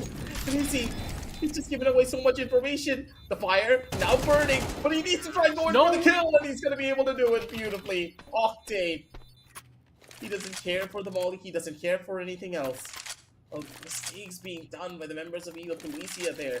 He could have placed the smoke directly on top of the bomb there and then opted to go in for a molly a little bit more further out. But the heat of the moment, you make these mistakes. But when you're at match point and series point, mistakes like those can cost you very crucial rounds like it did here. That's really crucial. Especially the way how Octane played in that post plant was just really good. He played it patiently, utilizing the smoke to get back to safety, and then followed up with a risky play, which did end up favoring for 17G.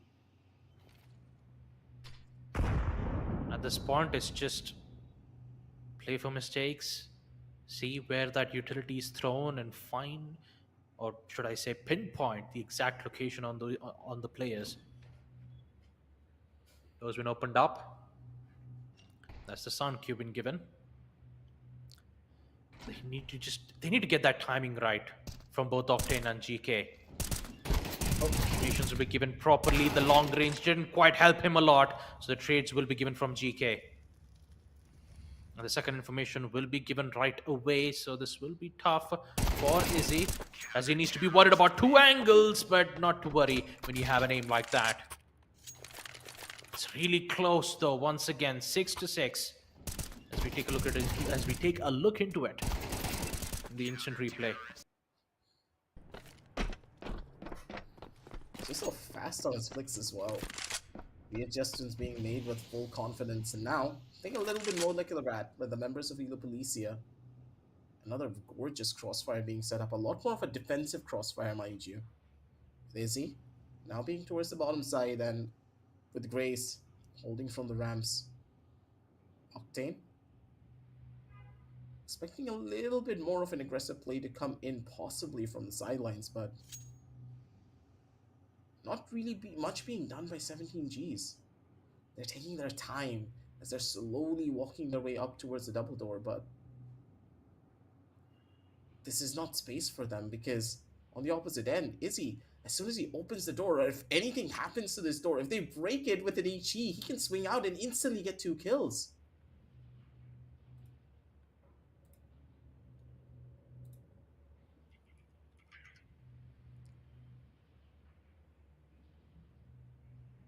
This is really too close for comfort. Only 20 seconds. From 17G, has been neutralized, not a trade. And this will be even much more tougher for 17G to hold on to. Once again, it's Elo Policia securing a round win on move, 7-6. And this is looking really risky for 17G as they're losing rounds back to back. 2 rounds where they were tempted to make a split push. They wasted a lot of time, and they need to figure out a way to dismantle this. What I love as well here, Baba, right? Is the fact that they're playing it so disciplined, and these disciplined plays are giving them the advantage. How many rounds did the members of Elo Policia play that aggressively? They played at the bare minimum of 4 rounds aggressively, right? And after they played aggressively for those 4 rounds, 17Gs, they tried to adapt. They tried to play slow. They tried to clear them out of control room and all of the other different proximities before they opted to go in for a rush. And the fact that EOP just didn't make any noise, the members of 17Gs had no idea whatsoever of where they could be holding on to. The fact that they're playing pure anchor on proper crossfires is what's giving them this edge. And 17Gs are just completely lost on what they want to do here.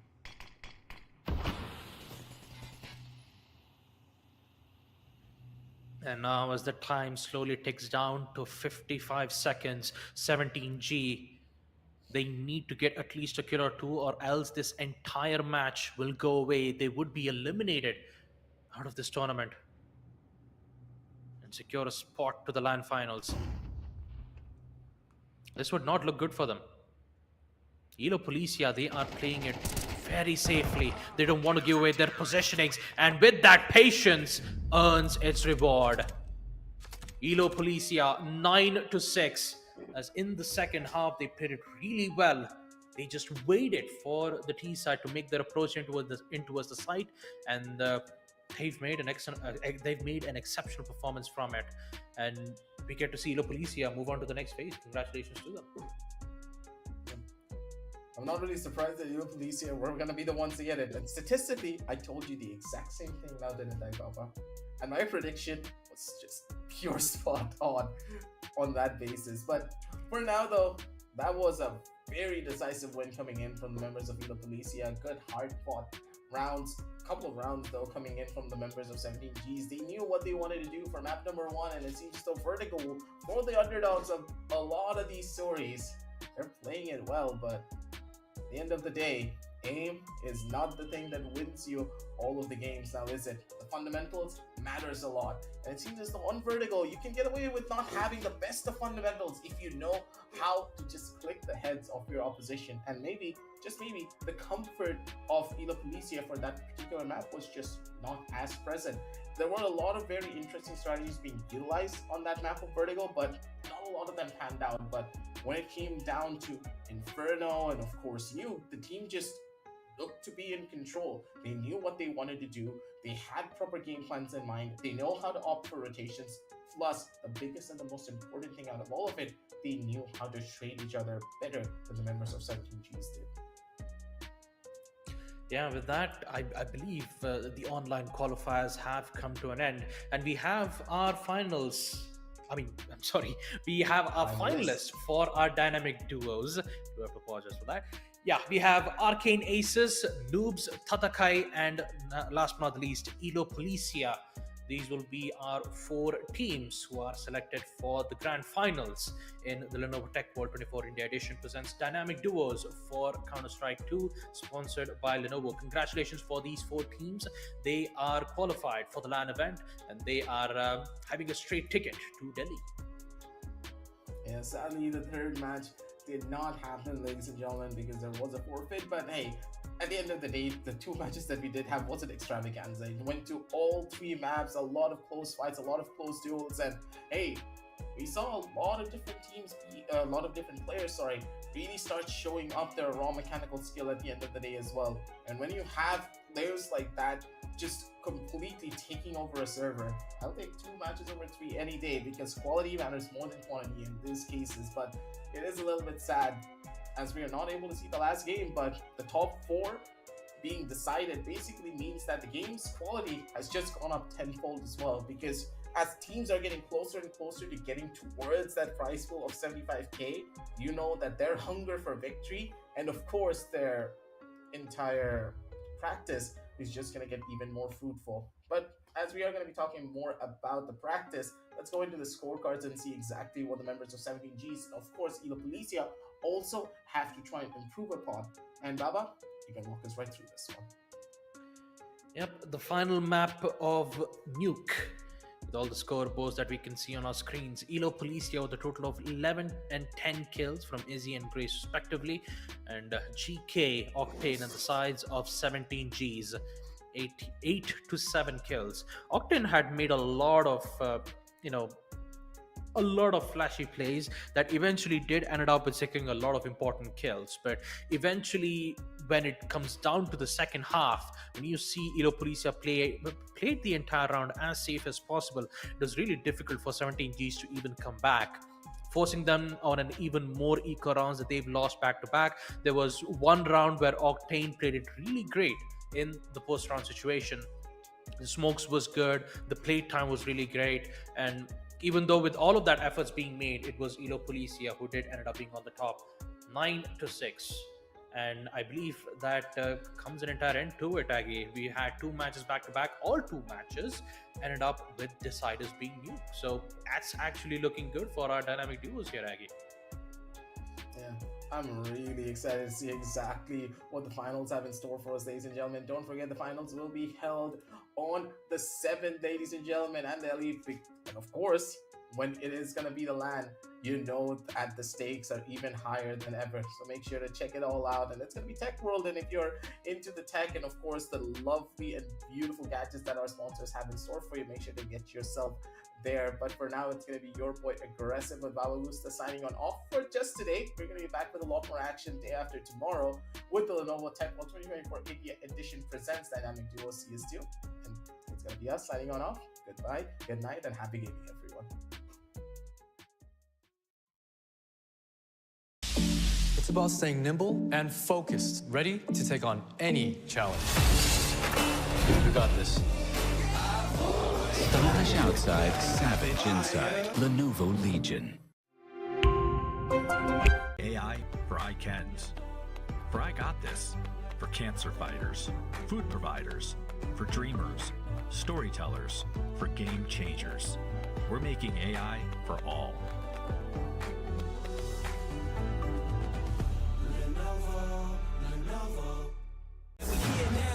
Chosen, watch everything we work for fall in line. We gon' give it our all until the end of time. We ain't going nowhere. We'll be standing right here until the end of time. Till the end of time.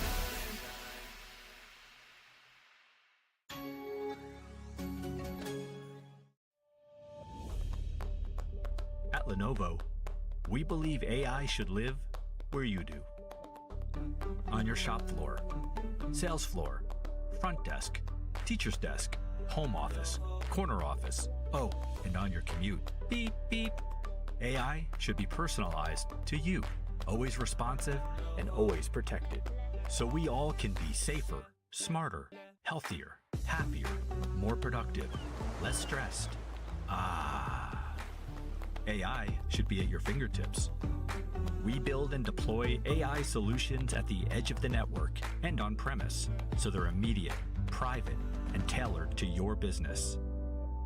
And with the widest range of products and partners, we deliver the computing power to take on even the heaviest AI workloads. Because we believe AI should come to you and be built for what you need. Available to everyone, everywhere. We're making AI for firstborns, first loves, for I Cans, for I got this, for cancer fighters, food providers, for dreamers, storytellers, for game changers. We're making AI for all.